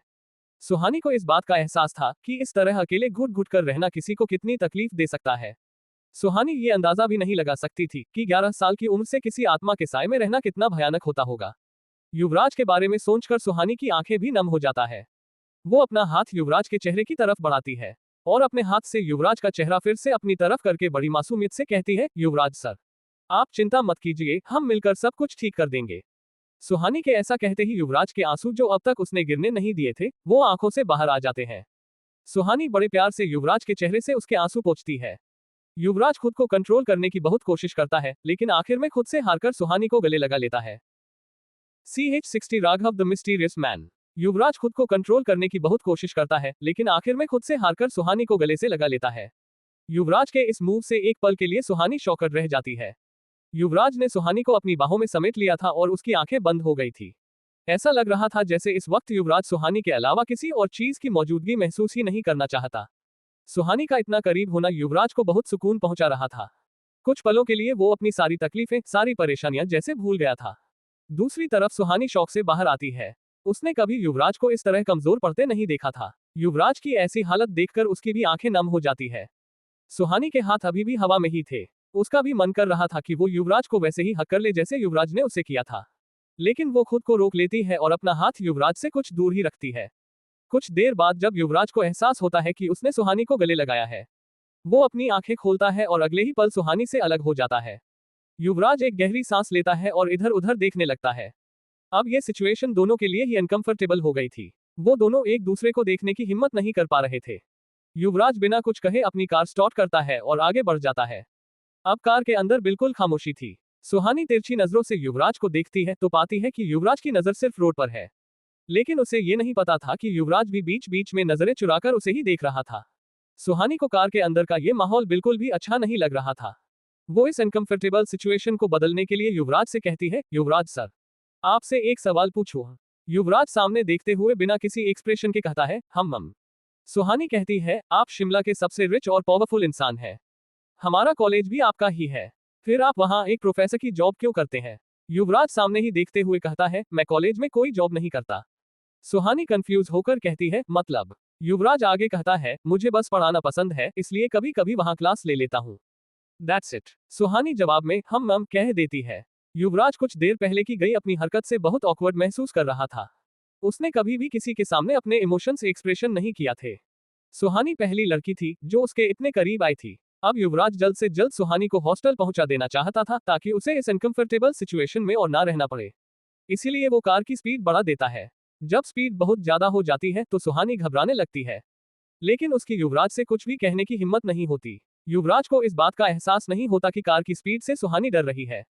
सुहानी युवराज से अपने चेहरे का डर छुपाने के लिए अपने बाईं तरफ कार के बाहर की तरफ देखने लगती है। तभी सुहानी को रोड पर एक आदमी दिखता है। ये वही आदमी था जिसने उस रात सुहानी की जान बचाई थी। उस आदमी को देखते ही सुहानी उसकी तरफ उंगली पॉइंट करके कहती है, युवराज सर। वो सुहानी की आवाज में घबराहट साफ झलक रही थी। कार की स्पीड इतनी ज्यादा थी कि एक ही पल में कार उस आदमी से आगे निकल जाती है। सुहानी की आवाज सुनकर युवराज कार रोक देता है। उसे अब अपनी गलती का एहसास होता है। युवराज को लगता है कि शायद सुहानी कार की स्पीड की वजह से घबरा गई है। कार के रुकते ही युवराज सुहानी से कहता है, क्या हुआ? तुम ठीक हो? सुहानी कार से पीछे देखने की कोशिश कर रही थी। वो अपने मन में कहती है कि क्या वो वही आदमी था जिसने मेरी जान बचाई थी? सुहानी को ऐसे खामोश देखकर युवराज थोड़ा घबरा जाता है। वो सुहानी के कंधे पर हाथ रखकर फिक्र के साथ कहता है, क्या हुआ? तुम ठीक हो? युवराज के उसके कंधे पर हाथ रखने से सुहानी का ध्यान टूट जाता है। वो हैरानी होकर युवराज से कहती है, युवराज सर, मुझे लगा जैसे मैंने अभी अभी उस आदमी को देखा। युवराज कहता है, किस आदमी को? सुहानी कहती है, उसी आदमी को जिसने मेरी जान बचाई थी। ये सुनते ही युवराज की आंखें सिकुड़ जाती है। वो फौरन कहता है, क्या तुम्हारी जान? सुहानी हमें अपना सर हिला देती है। युवराज अपनी बेचैनी छिपाते हुए कहता है, क्या फिर से तुम पर किसी ने अटैक किया था?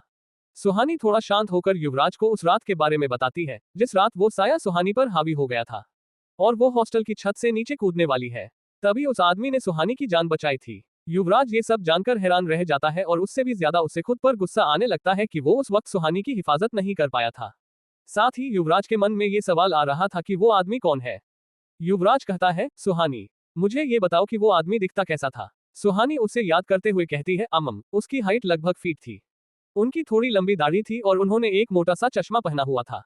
उनकी उम्र लगभग 40-50 साल के आसपास रही होगी। सुहानी से उस आदमी के बारे में सुनकर युवराज समझ जाता है कि ये वही आदमी है जिसे उसने एक रात सुहानी की खिड़की से उस पर नजर रखते हुए देखा था। कुछ सोचते हुए युवराज अपने मन में कहता है, तो क्या वो भी सुहानी को प्रोटेक्ट करने की कोशिश कर रहा है? युवराज इसी सोच में डूबा था, तभी सुहानी उसके चेहरे के सामने अपना हाथ ले जाकर एक चुटकी बजा देती है। सुहानी की चुटकी की आवाज से युवराज अपने थॉट से बाहर आ जाता है। वो सुहानी को देखते हुए कहता है, क्या तुम उस आदमी को पहले से जानती हो, या फिर तुमने उसे पहले कभी देखा है? युवराज के सवाल पर नामे अपना सर हिलाते हुए सुहानी कहती है, नहीं युवराज सर, मैंने उस आदमी को पहले नहीं देखा है। कुछ देर रुककर सुहानी आगे कहती है, लेकिन पता नहीं क्यों मुझे ऐसा लगता है जैसे मैं उसे पहले से जानती हूँ। और ये कहते हुए सुहानी चुप हो जाती है। और क्या? युवराज क्यूरियस होकर कहता है। सुहानी कुछ कंफ्यूजन के साथ कहती है, मुझे लगता है जैसे मैंने उस आदमी को अपने सपने में कई बार देखा है।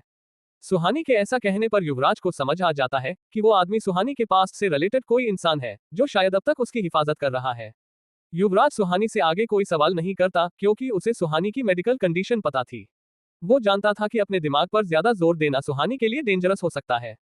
युवराज फिर से कार स्टार्ट करता है और इस बार नॉर्मल स्पीड से आगे बढ़ जाता है। अब युवराज का ध्यान डाइवर्ट हो गया था, जिस वजह से अब वो दुखी नहीं लग रहा था।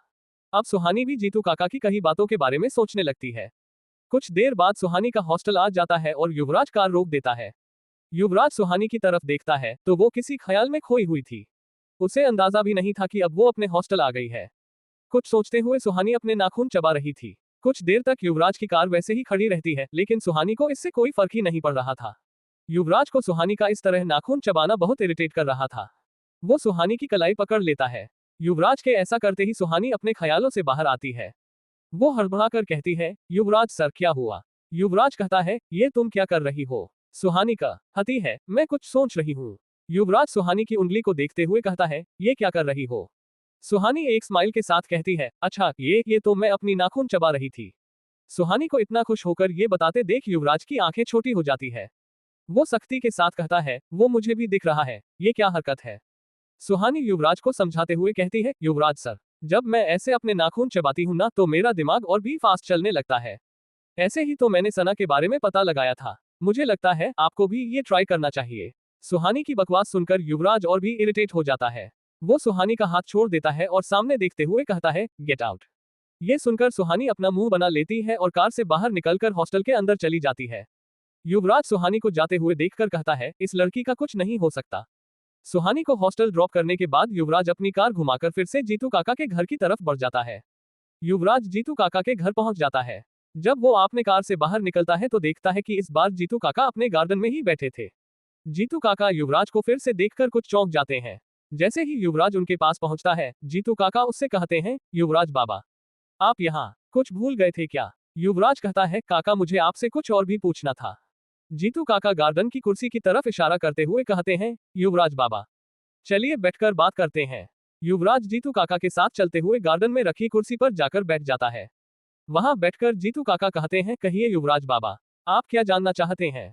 युवराज बड़े ही संजीदगी के साथ कहता है, काका, क्या आप मुझे बता सकते हैं कि जिस समय में सक्सेना की मौत हुई थी उसी दौरान उनसे रिलेटेड और कितने लोगों की मौत हुई थी, या कितने लोग गायब हुए थे? जीतू काका कुछ याद करते हुए कहते हैं, जहां तक मुझे याद है उस समय अवंतिका मैडम, सक्सेना साहब और शिवी के बाद उनके पीए विजय चतुर्वेदी और उसकी बीवी मीरा की मौत हुई थी। युवराज अपनी बात पर जोर देते हुए फिर से कहता है, काका प्लीज थोड़ा अच्छे से याद कीजिए, कोई तो और होगा जो हमसे छूट रहा है। जीतू काका काफी देर तक सोचने के बाद कहते हैं, नहीं युवराज बाबा, मुझे और कोई भी ऐसा इंसान याद नहीं है जिसकी उस दौरान मौत हुई थी। जीतू काका के इस जवाब से युवराज डिसअपॉइंटेड हो जाता है और उनसे कहता है, कोई बात नहीं काका, अब मैं चलता हूँ, लेकिन अगर आपको कुछ भी याद आता है तो प्लीज मुझे बताइएगा। ये कहकर युवराज वहां से जाने लगता है। युवराज कुछ ही कदम ही चल पाया था, तभी जीतू काका उसे पीछे से आवाज देते हैं, युवराज बाबा, एक आदमी और था। ये सुनते ही युवराज के कदम रुक जाते हैं। वो फौरन पीछे मुड़कर जीतू काका के पास जाता है और उन्हें सवालिया नजरों से देखने लगता है। जीतू काका कहते हैं, मैं दावे के साथ तो नहीं कह सकता कि उसे उस साय ने मारा है या नहीं, लेकिन जिस दिन सक्सेना साहब और शिवी बिटिया की मौत हुई थी उसी दिन से राघव भी गायब हो गया था, जो आज तक नहीं मिला। युवराज फौरन कहता है, काका, ये राघव कौन है? जीतू काका उसे याद करते हुए कहते हैं, राघव सक्सेना साहब का ड्राइवर और बॉडीगार्ड दोनों था। वो उसे अपने छोटे भाई की तरह मानते थे। वो जहां भी जाते थे राघव उनके साथ ही होता था। जब सक्सेना साहब शिवी बिटिया को लेकर उस अघोरी के पास हिमालय गए थे तब भी राघव उनके साथ ही था। जीतू काका की बात पूरी होने पर युवराज उनसे कहता है, काका, क्या आपके पास उस राघव की कोई तस्वीर है? जीतू काका बड़ी सहजता से कहते हैं, तस्वीर होनी तो चाहिए, लेकिन युवराज बाबा मुझे माफ कीजिएगा, वो तस्वीर मैं अभी नहीं ढूंढ पाऊंगा। हमारी पुरानी तस्वीर कहाँ है ये आपकी चाची ही बता पाएगी, और वो हमारे बेटे के घर गई हुई है। वो कल वापस आ जाएगी, तभी मुझे वो तस्वीरें मिल पाएगी। युवराज जीतू काका से पूछता है, काका, क्या आप मुझे ये बता सकते हैं कि राघव दिखने में कैसा था? जीतू काका राघव को याद करते हुए कहते हैं, बहुत साल हो गए हैं उसे देखे हुए। अब तो ठीक से कुछ याद भी नहीं रहता। लेकिन वो 6 फीट से ज्यादा लंबा था। उसका रंग गेहुआ था और आंखों पर एक चश्मा लगाता था। इससे ज्यादा मुझे कुछ याद नहीं है। युवराज कुछ सोचते हुए कहता है, इतना काफी है काका। युवराज जीतू काका को थैंक्स कहकर वहां से चला जाता है।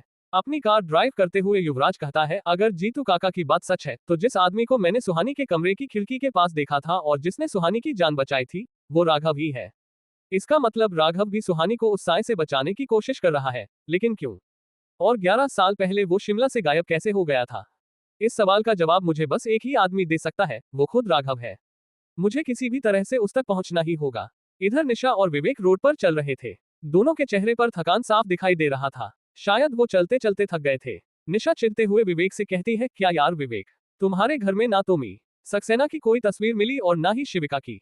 कैसे दोस्त हो तुम तो कह रहे थे कि शिविका तुम्हारी दोस्त थी, लेकिन तुम्हारे पास उसकी एक भी तस्वीर नहीं है। विवेक कहता है, निशा, मैंने फोटोज ढूंढने की कोशिश तो की ना, अब नहीं मिली तो मैं क्या करूं? काफी साल हो गए हैं मुझे वो घर छोड़े हुए। और मुझे ऐसा क्यों लग रहा है जैसे तुम्हें मी सक्सेना से ज्यादा शिविका में इंटरेस्ट है। आखिर बात क्या है? निशा अपनी नजरें चुराते हुए कहती है, कोई बात नहीं है, बस मैं देखना चाहती हूँ कि वो दोनों कैसे दिखते थे। विवेक कहता है, यार निशा, तुम हमारा फोकस लूज कर रही हो। मी सक्सेना तक तो ठीक है, लेकिन तुम ये जानकर क्या करोगी कि शिविका बचपन में कैसी दिखती थी? विवेक का सवाल सुनकर निशा मन ही मन सोचती है, शिविका की तस्वीर से ही हमें पता चलेगा कि क्या मेरा शक सही है। क्या सच में सुहानी ही मी सक्सेना की बेटी शिविका है? आज के लिए बस इतना ही। अगर आप इस कहानी के बारे में और अधिक जानकारी चाहते हैं तो पढ़ते रहिए कहानी साया ए कर्स्ड लव स्टोरी। और अगर आपको ये कहानी पसंद आई हो तो प्लीज लाइक, सब्सक्राइब और शेयर करें। अगर आप हमारे चैनल को लाइक करते हैं तो हमें और अधिक मोटिवेशन मिलती है इस तरह की और कंटेंट बनाने के लिए। धन्यवाद। Folded hands, folded hands, folded hands.